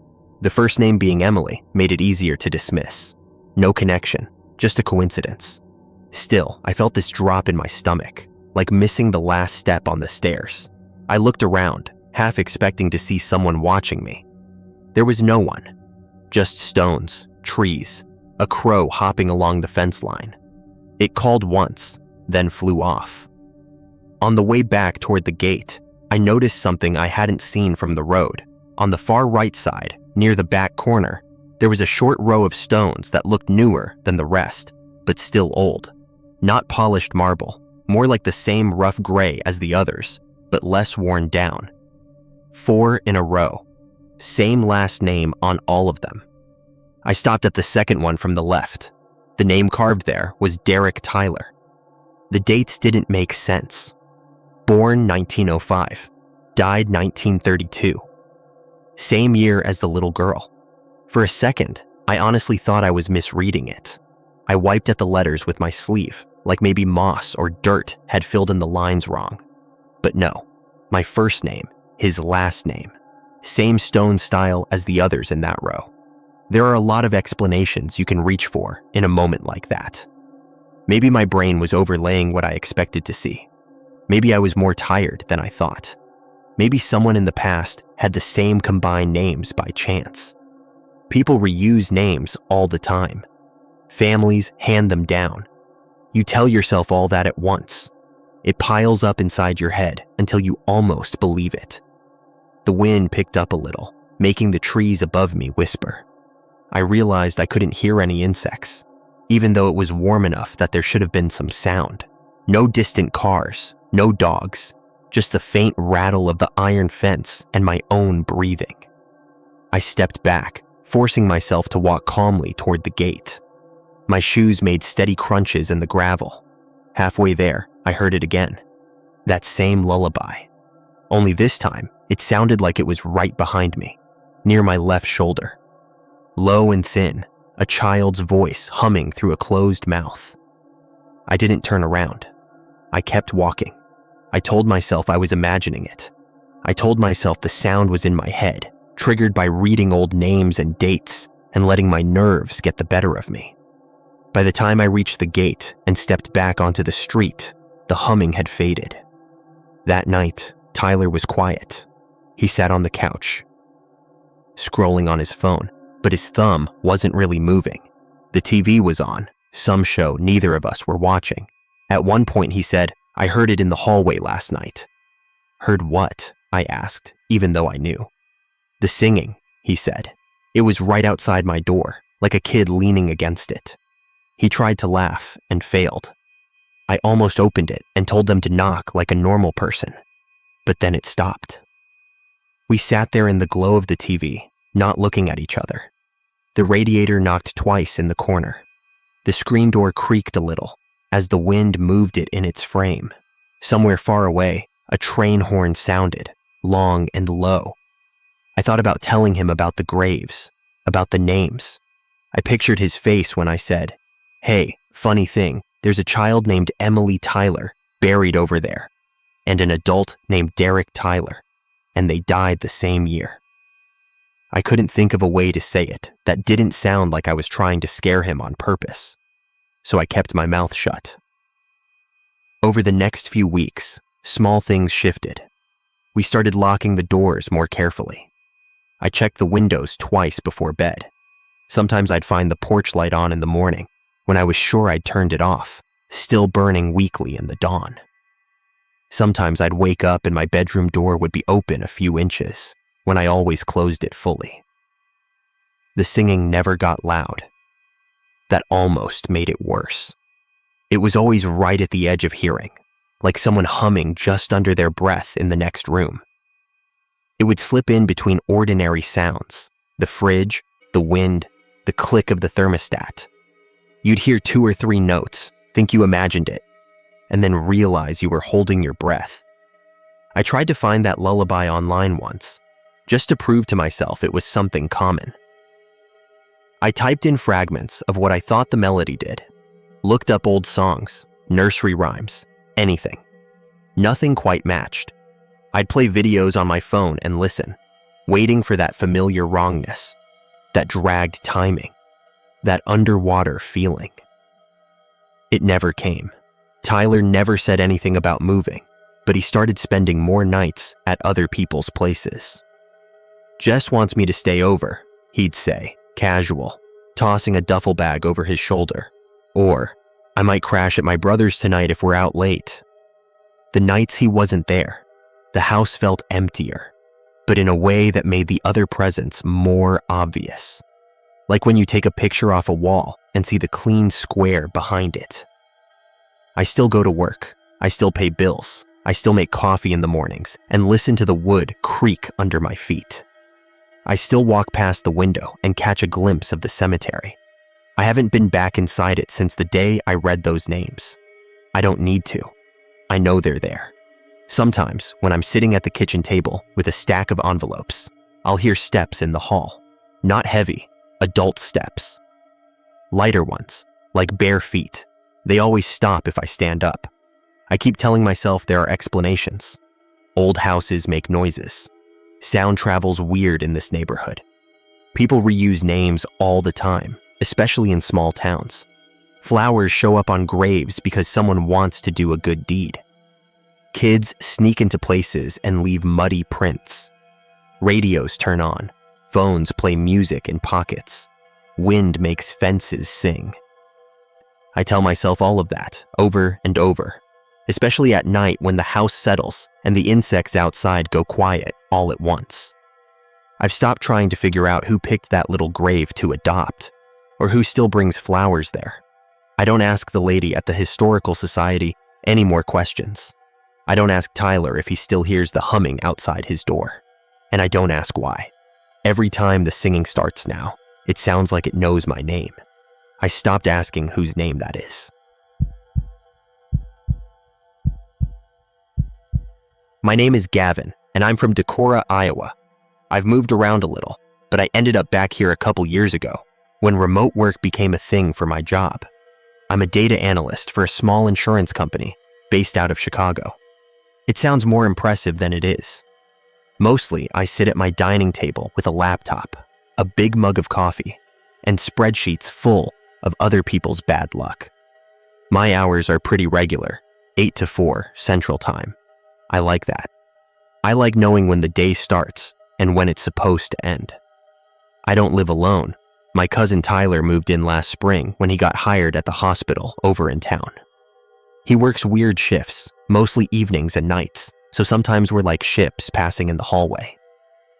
We grew up together, so it felt natural when he texted me, "Hey, your landlord still renting that extra room?" He jokes a lot, fills in the quiet. I handle the bills and cooking most nights. He brings home stories and random junk food from the hospital vending machines.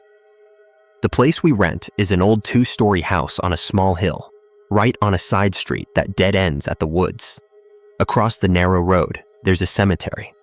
That's usually the part where people say, "Nope." But honestly, At first, it didn't bother me at all. It's not some huge city graveyard, just a small pre-Civil War cemetery tucked into a rectangle of land across from us. There's an iron fence around it, painted black a long time ago, and now faded and rusting at the hinges. Up front, near the road, the grass is trimmed neat, and the stones line up in these kind of straight rows.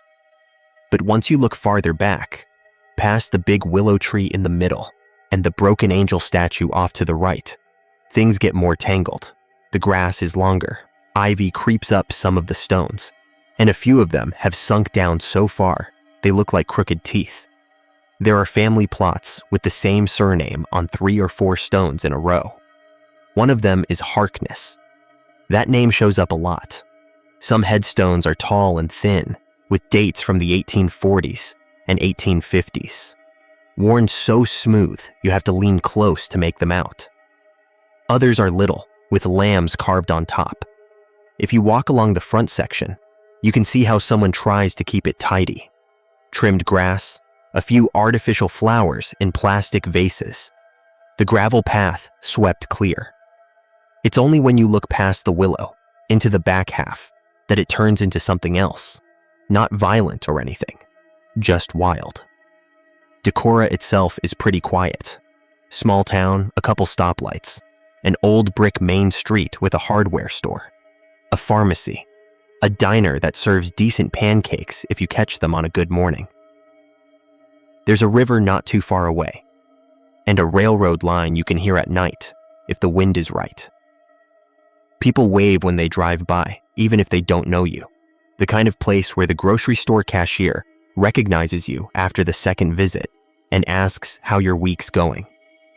From our front porch, the cemetery looks almost peaceful. In the early evening, when the light gets soft and the wind moves through the willow branches, it just feels like part of the neighborhood. Cars roll past, kids ride bikes on the sidewalk until it gets dark. A dog down the street barks at pretty much nothing. I'd sit on the porch some nights with my laptop or a drink and just watch the sunset hit the tops of the stones. That was just my view. It didn't feel creepy. It was just there. Tyler made the usual jokes when he first moved in. So if I see anybody in the yard after midnight, just assume they're supposed to be over there, right? Stuff like that. He said he liked it, actually. Nobody builds a strip mall across from a cemetery, he said once, crunching on chips at the kitchen counter. It's like built-in zoning protection. He slept fine. I slept fine. For the first couple months, it was just normal life, with old stones out the window instead of a parking lot. You start to notice little things when you see the same view every day. The first odd thing was the gate. The cemetery has a decorative iron gate right in the middle of the fence. It squeaks when the wind moves it, but there's a chain looped around it with a padlock.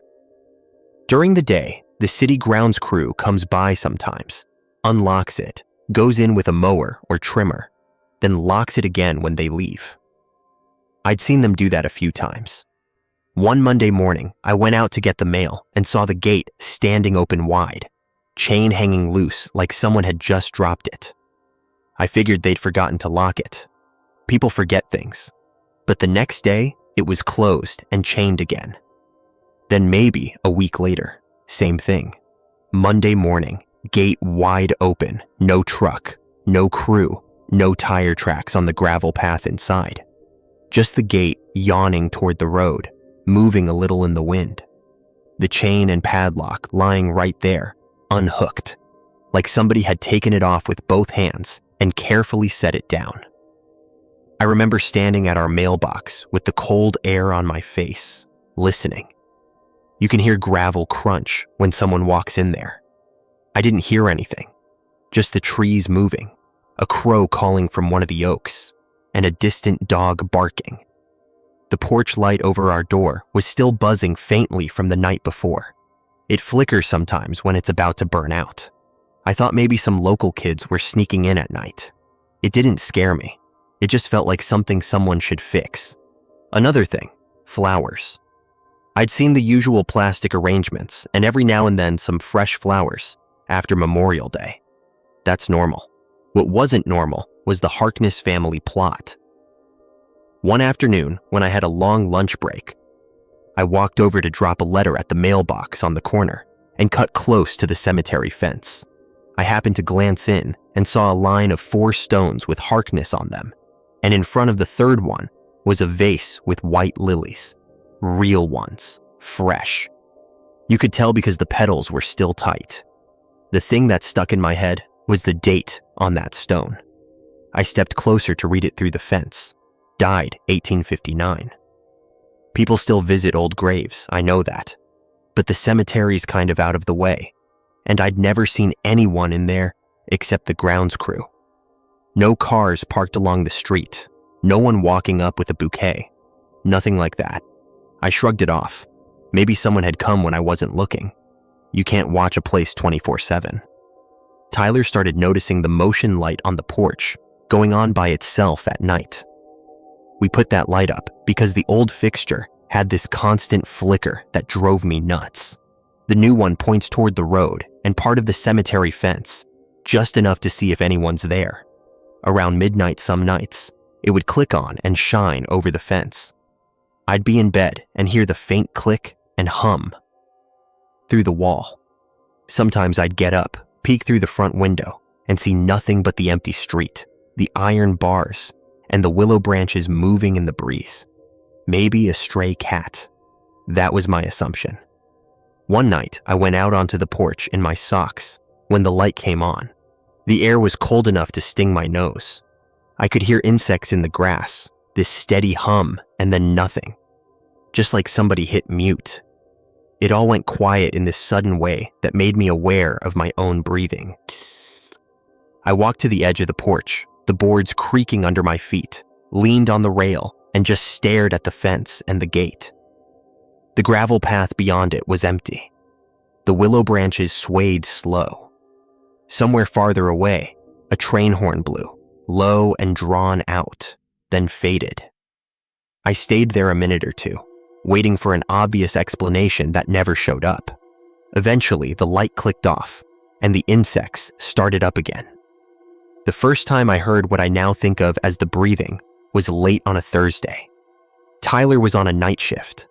I'd stayed up too late watching some videos with my laptop on the couch, and when I finally turned everything off, the house got very quiet. The wood in the walls makes these tiny ticking noises when the temperature drops, and the old radiator knocks sometimes, even though we had a guy look at it. All of that didn't bother me. I know what houses sound like when they're settling. I went to the kitchen for a glass of water, and as I walked past the front window, I heard it. Not loud, not dramatic, just this slow, steady sound, like someone exhaling through their nose. It came from the direction of the front yard. I stopped, holding the empty glass, listening. The screen door made a soft tap in the frame from the wind, but underneath that was that sound. Inhale, exhale, like someone sitting just out of sight below the window, taking long, measured breaths. I told myself it was the wind moving through something, through that broken angel statue, or through the iron fence bars, or one of those half-buried drain pipes you don't notice until it rains hard. I stood there another minute, then forced myself to move, to get the water, to ignore it. When I came back with the glass, it was gone. The insects outside were buzzing again, faint but there, and the only breathing I could hear was my own. The thing about small disturbances is you can always explain them, one by one. The gate open. Teenagers, the flowers, some dedicated descendant, the motion light, cat, raccoon, branch, whatever. But they started to line up in my head in a way that made me pay more attention than I wanted to. The gate was almost always open on Monday mornings now. Not every single one, but enough that it felt like a pattern. I'd go out to get the mail or just step onto the porch with my coffee, and there it would be. The black iron gate swung wide toward the road. Chain and lock dropped neatly at the base. By lunchtime, I'd look again and it would be closed and fastened. I never caught anyone in the middle of it. The porch steps creak when you go down them. Gravel crunches when you walk near the fence. There was never any sound, just before and after. Tyler thought it was funny at first. "Maybe they're letting them get some air," he said one night as we sat on the couch. The TV was on low, casting that bluish light over the room. You know, like open pen time for souls. I told him he wasn't funny. He grinned anyway. Then it stopped being just my thing. One morning after a rainy night, he came back in from his car and said, "Did you go over there last night or something?" "Over where?" I asked. "To the fence. There's like spots in the grass across from our steps where something, I don't know. It looks like somebody was standing there for a long time and the rest of it's wet, but those are darker." He was tugging on his work badge, eyes unfocused like he was replaying it. "Forget it. I'm probably seeing patterns. That graveyard's in my head now." He laughed it off, but it didn't sound like his usual laugh. I asked him later that week if he had heard anything weird at night. He shrugged. "House makes noise, you know. I did wake up once because I thought I heard somebody breathing in the hall, but that could have been you." I told him it wasn't, but he was already putting his shoes on. I started looking things up about the cemetery. Just boredom at first. There's a county records site with burial lists for most of the older cemeteries. I found ours by the street name and pulled up a PDF. Harkness was on there a lot, like I'd seen on the stones. Next to a few of the names was a note, no dates, stone unreadable, stuff like that. One of the entries was for a J. Harkness, age unknown, location, rear section, east of Willow. No dates, just a note, separate plot. I tried to match that to what I saw out my window at night, the darker corner past the Broken Angel, where the ground dips a little. On a Saturday, I went into the Little Historical Society office 2 blocks off Main Street. I said I was just curious about the cemetery near my house.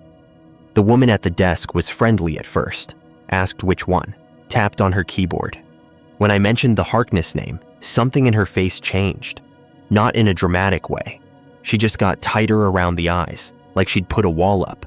She printed out a thin stack of papers, slid them across, and said, "That should have what we have on file. Some of those old stones are, well, they're more symbolic than anything at this point." "What do you mean?" I asked. "Sometimes people put up stones for folks who weren't buried there," she said, rearranging a stack of brochures for a walking tour. "Or they moved remains. Or they never found them.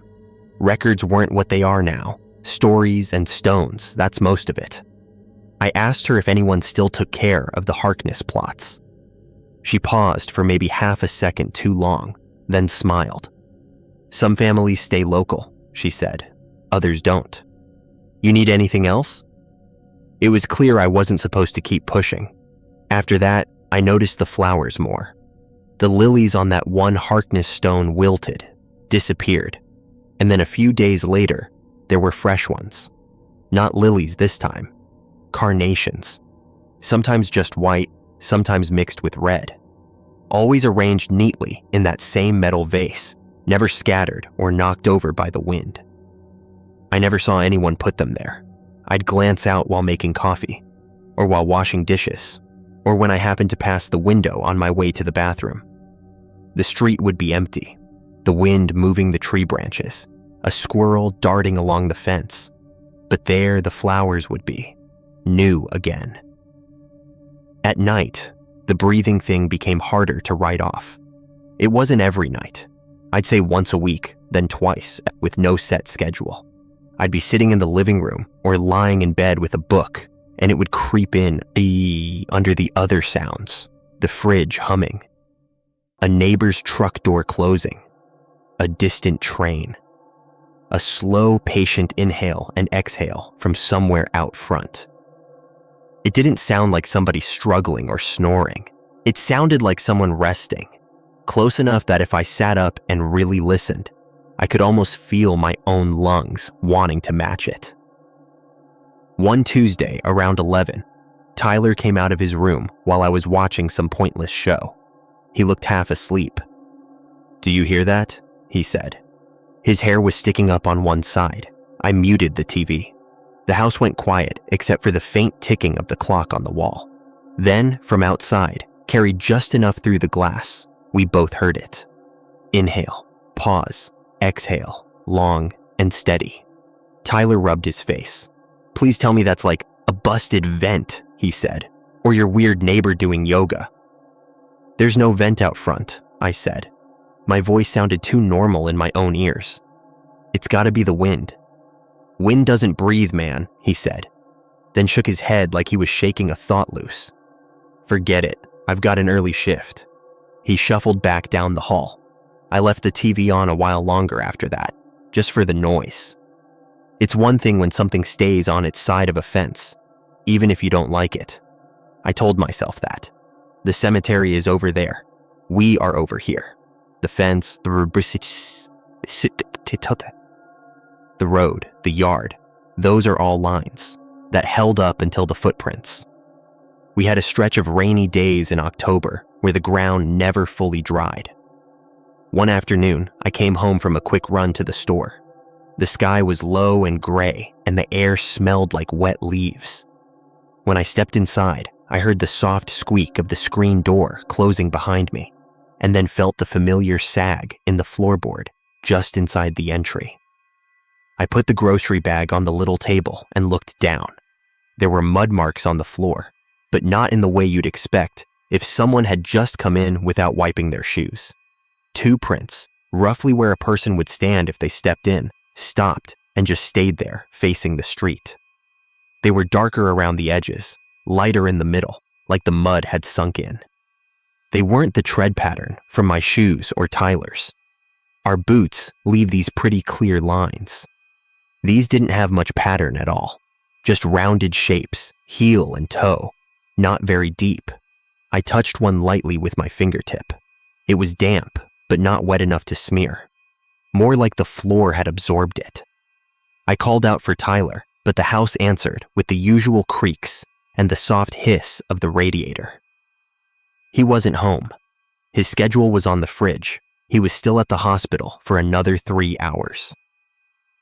I stood there for a while, feeling that weak spot in the wood under my feet and listening to the distant, irregular barking of a dog somewhere down the block. After a minute, I went and got a mop and cleaned the floor. I told myself it was leftover mud we hadn't noticed. That was easier than considering anything else. After that, the porch screen door started doing this thing where it wouldn't quite latch at night. Not always, just often enough that I noticed. I'd make sure it was shut before bed, hear it creak sometime around 2 in the morning, then find it sitting slightly ajar in the morning, pushing in and out a little with the wind. The hinges squealed in this soft, complaining way. You'd think it was just old and loose, but we'd had it adjusted when we moved in. The porch light clicked on sometimes when it did that, throwing a cone of white over the fence and part of the nearest stones. The air inside the house changed too, in certain spots. It's hard to explain without sounding dramatic, but the hallway that runs from the front door toward the bedrooms started feeling colder than the rest of the house. Not all the time, just in patches. You'd walk through and feel fine, then one step would be like going through a pocket of air that had been sitting in a freezer. I checked the windows. No drafts. We taped around the frames just in case. The radiator guy came back, bled the lines, said everything looked normal. Old houses do their own thing, he said, shrugging as he packed his tools. One night, I was in my room scrolling on my phone, trying to get my brain to wind down, when I heard Tyler call my name from the hallway. It sounded like he was standing just outside my door. "Gav?" "Yeah," I said, not looking up right away. Nothing. Just a little pop from the baseboard as the house shifted. "Tyler?" I put my phone down, went to the doorway, and looked out. The hallway was empty, the bathroom light off, the floorboards dark and still. I walked past his room and found it empty too. The bed was made, lights off, his work shoes gone. I checked the kitchen and saw his scribble on the notepad by the fridge. Picked up extra shift, back late. I stood there, listening to the fridge hum and the faint ticking of the clock, feeling that pocket of cold air seep into my arms. I went back to my room, closed the door all the way, and left the lamp on. The next morning, I mentioned it to him over coffee. "You didn't come home around midnight, did you?" He shook his head, yawning. "No, man, I was knee-deep in charting until 2. Why?" "I thought I heard you say my name in the hall." He rubbed his eyes. "You're letting that place across the street get to you," he said, then softer. "I thought I heard you knock on my door the other night when I was trying to sleep, twice. When I opened it, nobody was there. Didn't want to be dramatic, but..." He trailed off and smiled without much humor. "We probably just need more sleep." I kept telling myself it was the house, the wind, the way sound travels in old walls. That worked during the day. It worked at the grocery store, where the fluorescent lights buzzed and carts rattled, and the clerk with the short gray hair scanned my stuff and asked, "You're over on Maple, right? The old Harkness place?" I said, "Yeah." She paused, fingers hovering over the register keys. "You facing the cemetery?" she asked. "Yeah," I said, because why lie? She nodded like that settled something for her. "Folks don't usually stay long there," she said. Then she gave this quick little head shake, like she'd let something slip. "You want your receipt in the bag?" she asked, just like that, voice bright again. When I asked what she meant about people not staying, she just shrugged. "Rentals," she said. "People move, that's all." She didn't meet my eyes after that. Later that week, I was going through a folder of papers the landlord had left us. Old photocopies of deeds, tax assessments, stuff I'd never bothered to really read. The house had belonged to a Harkness family at some point, which wasn't a shock. That name is everywhere around here if you start looking. On one yellowed page was a note about a J. Harkness, ownership transferring posthumously to a cousin. The date was hard to read, the ink faded, but it looked like the late 1800s. What snagged my attention was the line under it. "Family plot maintained in Maple Street Cemetery, separate grave." It was nothing more than a line on a piece of paper that matched a line I'd seen in the burial records, but something about it made my chest feel tight. Separate grave. I thought of that back corner by the willow where the ground dipped and the stones leaned. It occurred to me that I'd never actually seen that particular stone clearly, not from the house. Too much shadow. On a gray Sunday afternoon, I walked over. The wind moved through the branches, making a soft shushing sound. Gravel crunched under my shoes as I went up to the gate. It was shut and chained. I stood there, fingers resting on the cold iron, and looked in. Past the front rows, past the broken angel, past the willow. In the rear section, to the right, there was a stone a little apart from the others. Not way out on its own, just not quite in line. The grass around it was slightly darker, like it held on to more dampness than the rest. In front of it, there was that metal vase, and in it, as always, were fresh flowers. This time, they were daisies. I couldn't read the name from where I was. The wind shifted, and somewhere to my left, a chipmunk darted along the stone wall and chattered once before going silent. I told myself I didn't need to know. Whoever was buried there, if anyone was, had been dead a very long time. And flowers meant there was someone alive who cared enough to bring them. That's all. That night, though, when the breathing started again, it didn't sound like it was out at the fence. It sounded closer, more under my feet than outside the window. I lay in bed staring at the ceiling, listening. The house was quiet except for a faint ticking in the walls and the occasional soft knock from the radiator. The breathing seemed to come from somewhere below the floor, slow and patient, like someone resting their head against the underside of the wood. I could feel my own breath wanting to sync up with it again. I turned on my side, pulled the covers up, and told myself it was pipes, or air, moving through some gap we hadn't found yet. I didn't get up to check. I just waited for it to stop, and eventually, it did. The next day, walking back from the mailbox, I caught our neighbor from 2 houses down, standing on his porch, smoking. We'd talked a couple times. I asked him, casually, how long he'd lived there. He said almost 20 years. I asked if he knew much about the cemetery. He looked past me, over my shoulder at it, then back at his cigarette. Longer than any of us, he said. Do people still get buried there? I asked. He shifted his weight, the porch boards creaking under him. Not like they used to, he said. Most folks go out to the new one by the highway now. That one there's mostly just names. He hesitated, then added, those graves aren't always what you think they are. He flicked ash into a little metal tray. Town's got a way of keeping its stories tidy. Doesn't mean they're true. Before I could ask what he meant, he said he had to get back inside and closed his door. Life kept going. I still sent emails, checked spreadsheets, paid bills, went to the store. Tyler still worked nights and came home with hospital gossip and cheap snacks. We watched dumb shows, argued about whose turn it was to take out the trash, complained about the weather. The cemetery stayed where it was, across the narrow road, behind its iron fence. Whatever was or wasn't happening there didn't stop the sun from coming up, but I started looking at the flowers on that one stone more often. They were never old. They'd wilt, disappear, and within a day or so, new ones would be there. Always neat, always placed straight. I never saw anyone cross the street with a bouquet. I never heard the gate. The motion light kept coming on at odd hours, shining straight into that corner. The porch light buzzed. Insects sang and fell silent and sang again. Every now and then, the breathing would start up under the regular noises of the house, like a background track you only notice when everything else gets quiet. I stopped trying to catch whoever was bringing the flowers. I stopped checking the county records site. I stopped asking the neighbor questions.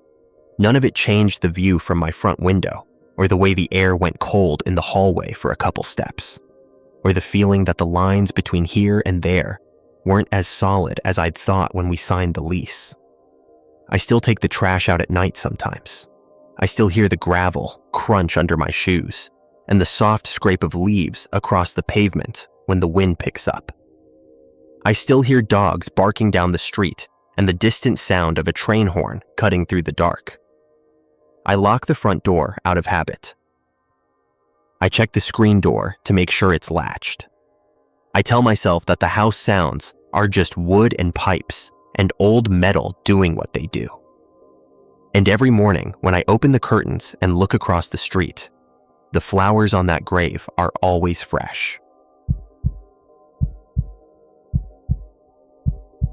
My name is Logan, and I'm from Sleepy Hollow, New York. Most people only know the name from the old story, so when it comes up, they smile or make some joke about the headless horseman. I usually just let them. The real place is a lot quieter than people think. We've got the river, the train tracks, some old brick buildings that lean a little, a diner that smells like burnt coffee after noon, and a lot of older houses that creak when the wind comes off the water. It's not spooky most of the time. It's just home. I rent a narrow 2-story place on a short side street, the kind where you can hear your neighbor's screen door bang if they don't catch it in time. Across the street, directly in front of my living room window, there's a cemetery. Not the touristy section people take photos in, with the tours and all that. This is a smaller, older piece that sort of peels off the main grounds. Pocket-sized, I guess you'd say. Iron fence around it. A little decorative archway with the paint flaking off at the top. It's Victorian era, or so my cousin says. I never checked the dates that closely at first. I live with that cousin, by the way. Mark. He moved down for a job in White Plains and needed a place while he figured things out, so he ended up with me. House was a little tight for 2 grown men, but we made it work. We split the upstairs. He took the bigger bedroom because he drove the U-Haul, and I took the smaller one with the slanted ceiling and the radiator that clicks all night in the winter. We share the downstairs, small kitchen, small living room, and the front windows that look right over the road to the cemetery gate. I work from home as a data analyst for an insurance company. Nothing exciting, lots of spreadsheets, lots of calls where people say circle back and touch base and all that. My schedule is pretty regular. I start around 8, make coffee, check my email, stare out at the cemetery for a second while I wait for the laptop to wake up. It became kind of a habit. I'd look at the stones across the street, the low iron fence, the gravel path that cuts through the middle. It was neat near the front, trimmed grass around the first few rows, and then it got rough and tangled the deeper your eye went. The back half turned wild, with grass climbing over old stones and some kind of ivy working its way up a broken angel statue near the rear. At first, the cemetery just felt there. Background. The way the train horn is just there, and the church bells on Sundays. Kids cut through it in the afternoon sometimes, taking a shortcut to the little store down the hill. An older guy walked his dog along the edge most evenings. Sometimes I'd sit on the front steps after work, listening to the gravel crunch under his shoes and the dog's nails clicking as they passed the gate. The wind would move through the trees at the back, and the leaves would scrape along the pavement if it was dry. In summer, you'd hear chipmunks chattering in the low stone wall on the far side, and crows arguing in one of the maples near the center. Mark liked to joke about it more than I did. "You know you're the one who picked a place across from a cemetery," he'd say, flipping through channels while I answered emails on the couch. "If anything gets weird, I'm crashing somewhere with a parking lot view." "It's cheaper," I'd say. "The dead don't complain about noise." "They better not," he'd say. "Rent's high enough." It was a normal place, is what I'm trying to say. Quiet street, older house, radiator knocking in the walls at night, the smell of someone's laundry detergent drifting over if you had the windows open. You'd hear dogs bark down the block, or the screen door across the way creak and slap. Nothing dramatic. The first odd thing I really noticed was the gate. The cemetery has this simple iron gate that swings inward. It doesn't have a latch, just enough weight that it usually stays where you leave it. Every morning when I started work, I'd look up from my coffee and see it closed. That went on for months. Then, one Tuesday in early fall, I glanced up and saw it standing open. Just wide enough for a person to walk through. I didn't think much of it. Grounds crew, maybe. Or someone visiting a grave before work. The air was cold enough that my breath fogged the window a little, and I wiped a circle clear with my palm. No one there, but that didn't mean anything. People come and go. The next morning, it was closed again. 2 days later, it was open. This time, it stuck with me. I don't know why. Maybe just because my brain likes patterns. That's my whole job. I watched the gate for a few minutes, expecting to see someone step out from behind a stone or a maintenance truck pull into view. Nothing. The wind wasn't even strong. The trees barely stirred. "Something wrong?" Mark asked, coming down the stairs, still buttoning his shirt. "Gate's open again," I said. He peeked over my shoulder. "Maybe there's a night crew." "Yeah, maybe." He grinned. "Lantern guy." I frowned. "What? You grew up here and you don't know that?" he said. "Some bartender at Molly's told me. They've got a whole thing about some guy who walks the cemetery at night with a lantern. Local ghost story. Said you can see him through the fog if you're dumb enough to stare long enough." I rolled my eyes. "Yeah, they told you that because you were tipping in cash." "I'm just saying," he said, grabbing his keys. "If you start hearing chains rattling, I'm breaking the lease." That was it for a bit. Just the gate, open some mornings, closed others. Enough to notice, not enough to care. Then there were the flowers. I usually stretch my legs around lunch and walk a loop up the street and back. One day I decided to cut through the cemetery instead. It felt dumb not to, with it right there. The gravel crunched under my shoes, and the air had that smell of damp earth and old leaves. Some of the stones leaned, some had fallen. A lot of the older ones had their names worn so smooth you could barely read them. Near the back, almost against the fence, there's one grave that sits apart from the others, just a few feet off to the side of the row, like someone misjudged their line. That's where the broken angel is, the one I mentioned. The statue's wings are half missing, and the face is mostly gone. The stone itself is sunken down a bit, and the grass grown up around it. The first time I walked back there, I remember thinking it looked like nobody had visited it in years. So when I saw the flowers, it clicked. There was a small bunch of white flowers, cheap grocery store ones. Nothing fancy, lying at the base of that stone. Not in a vase, just laid down. The stems were still green and wet looking, like they hadn't been out of water long. The petals hadn't browned yet. They looked fresh. I checked the dates on the stone then, more out of curiosity than anything. The name was worn, but still there, if you narrowed your eyes and took your time. I won't repeat it here, but the person had died in the early 1900s, over 100 years ago. There were no other stones with the same surname nearby. No family plot, nothing like that. Just that one, a little apart, with the broken angel and fresh flowers. I figured maybe someone in town still knew the family, or some local history group did visits. There's always some preservation thing going on here. I walked back to the house, answered a few more emails, and forgot about it. A few days later, I went through again. It was cold enough that my ears hurt a little, and I could hear a distant train horn down along the river. I followed the gravel path, listening to it crunch under my shoes, and went back to that same grave. The flowers were still there. They still looked fresh. Not perfect, but not the way they should have looked after days of cold nights and frost. The petals weren't curled up or brown. The stems hadn't turned that flat, dull color. It was like someone had replaced them with the exact same cheap bouquet. I stood there for a minute, letting the silence sit. I noticed the way the insects had gone quiet. It happens when it's that cold. And the only sounds were the wind moving the bare branches and a dog barking far off. The air smelled like wet stone.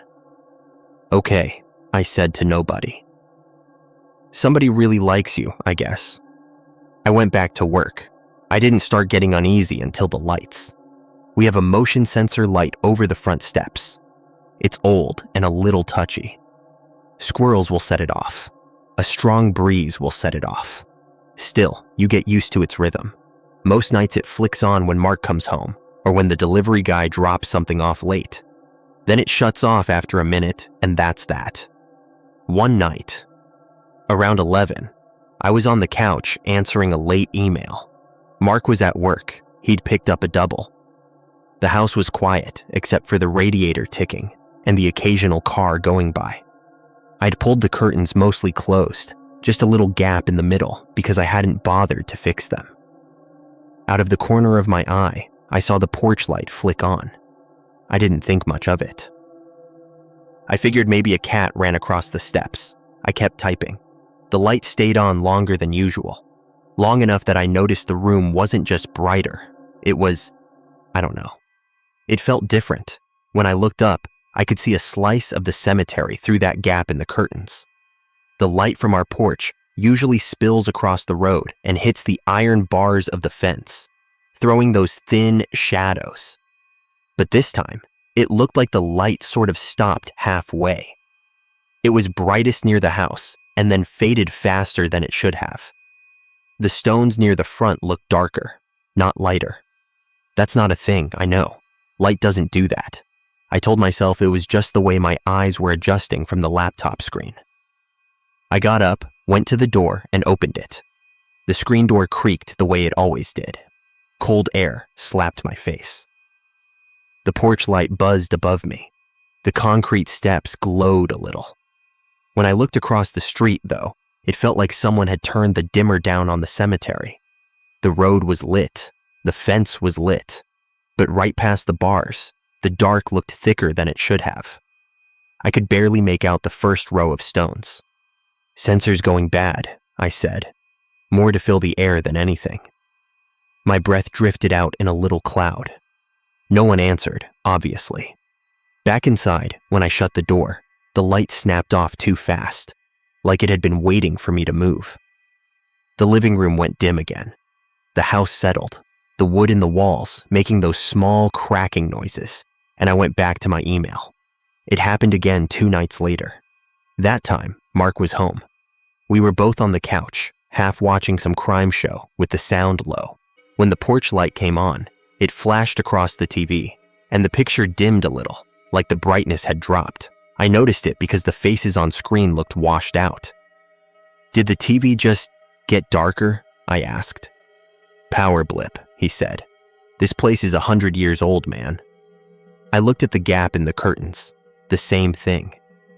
Light wasn't reaching the stones like it should. The angle of the beam was wrong.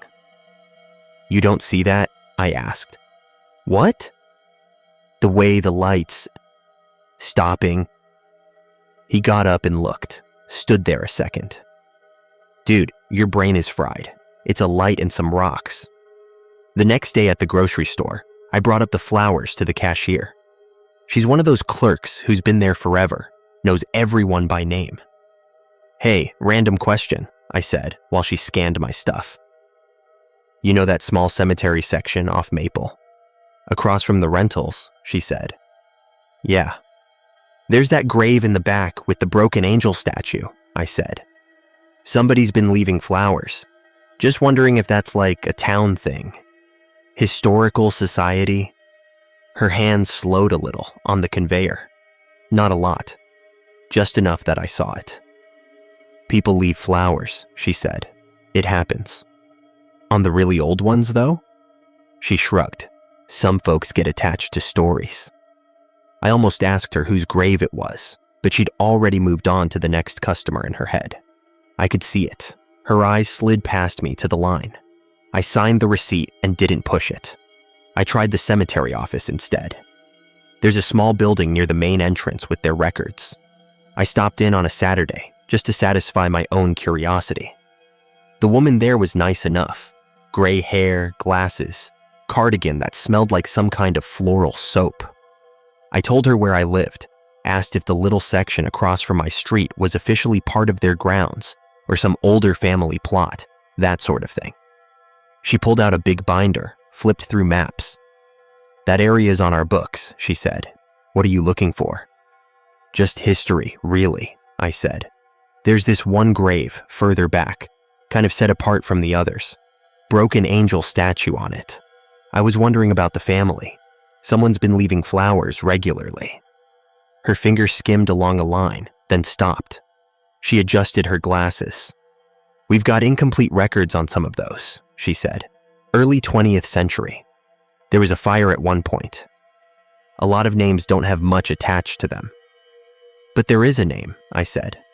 "There's always a name," she said, and smiled like that was supposed to be a joke. "I wouldn't worry about it. Nice that someone's still visiting." "Do you know who?" Her smile flattened. "A lot of people walk through at night," she said. "It's an old town. Folks have their habits." That was it. She closed the binder like we were done. After that, I started noticing more small things, little bits that would have meant nothing on their own. The porch light coming on at odd times. The gate standing open when there was no sign of anyone around.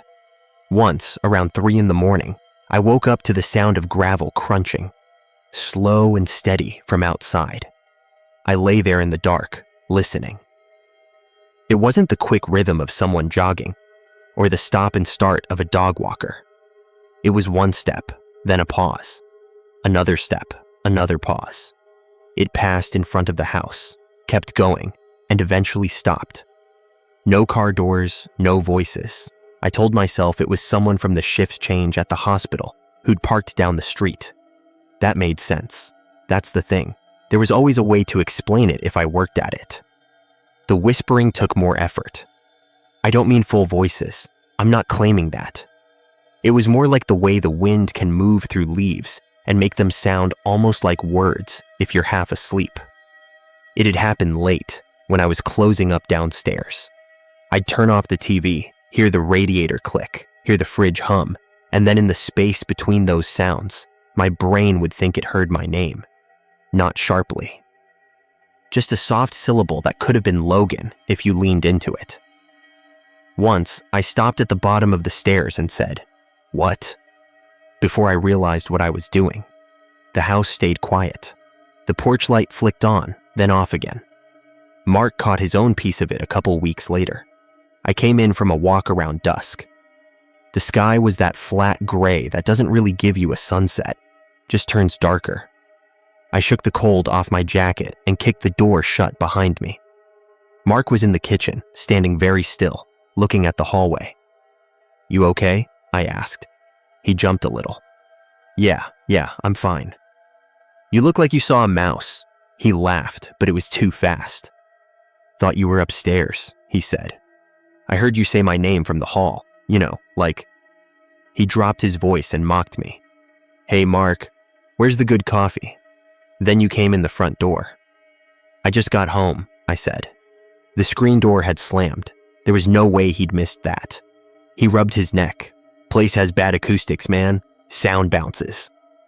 We both left it there. Winter came down hard that year. Snow piled up along the road, and the iron fence across the street looked shorter with the drifts up against it. The cemetery shrank visually. Just the tops of stones showed in some spots, like teeth. The broken angel in the back was half buried most days.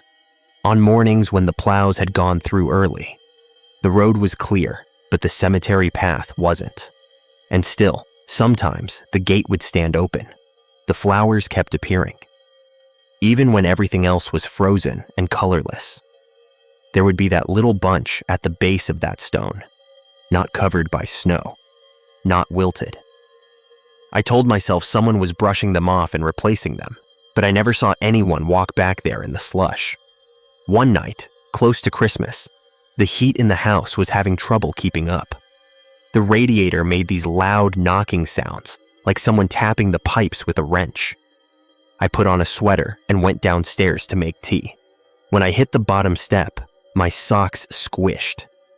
There was a trail of wet, muddy footprints in the hallway. Not full prints, more like smudges of dark, melted slush. They started at the front door, right in front of it, like someone had stepped inside and stood there dripping. Then they went down the hall toward the living room and faded out near the window that faces the cemetery. The door itself was locked. The deadbolt was still set. "Mark," I called out.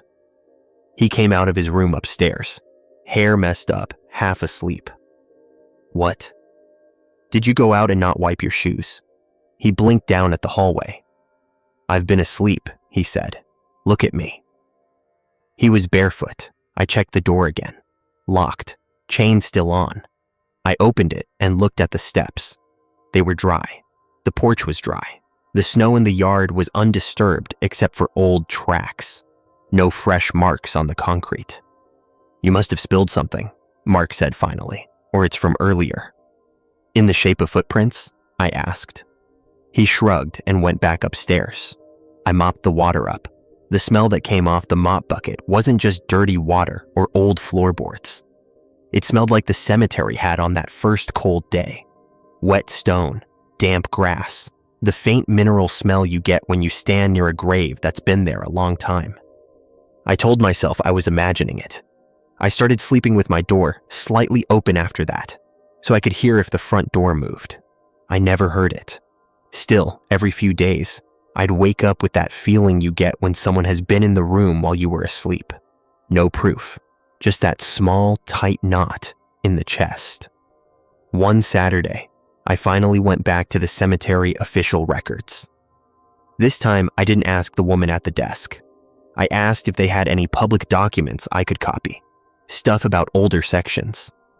"Historical interest," I said. She pointed me to a stack of photocopied pages and pamphlets near the door. I took them home and spread them out on the kitchen table. Mark rolled his eyes when he walked by. "You're really leaning into this, huh?" he said. "It's something to do," I said. "Better than watching reruns." Most of it was boring, lot numbers, old family names, some notes about a flood that had damaged part of the grounds around 1913. One page listed unusual burials from that period. People without clear relatives, or who'd been moved from other sites. At the bottom, there was a short note, almost an afterthought, about a caretaker who died on the grounds during a storm. The name hit me enough that my stomach dropped. It wasn't identical to mine.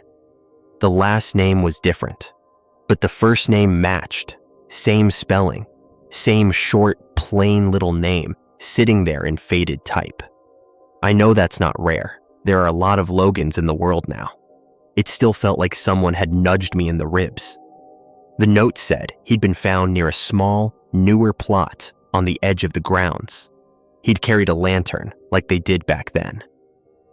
There was some mention of him being devoted to his route or something like that. Nothing about a haunting, just a small life, summarized in 2 lines. I checked the date, early 1900s, same decade as the grave with the broken angel. I walked across the street again, papers still in my jacket pocket. The snow squeaked under my boots, that dry, cold sound. The gate was closed for once. I opened it, and the hinges gave this low groan. It was very quiet inside. No birds, no cars going by at that moment. My breath sounded too loud in my own ears. I walked the path, turned toward the back, and went to the grave. The flowers were there. Of course they were. White, clean, like they'd been placed that morning. No snow on them, no ice. A little ring of bare ground around the base of the stone, like the frost hadn't settled there. I wiped some snow off the top of the stone, ran my fingers over the name. Different last name than the record I'd read, but the same first name again. My first name. I told myself that was just how people named their kids back then. Names come in waves. But standing there, with the wind barely moving the bare branches and the whole world kind of held in place, it felt pointed.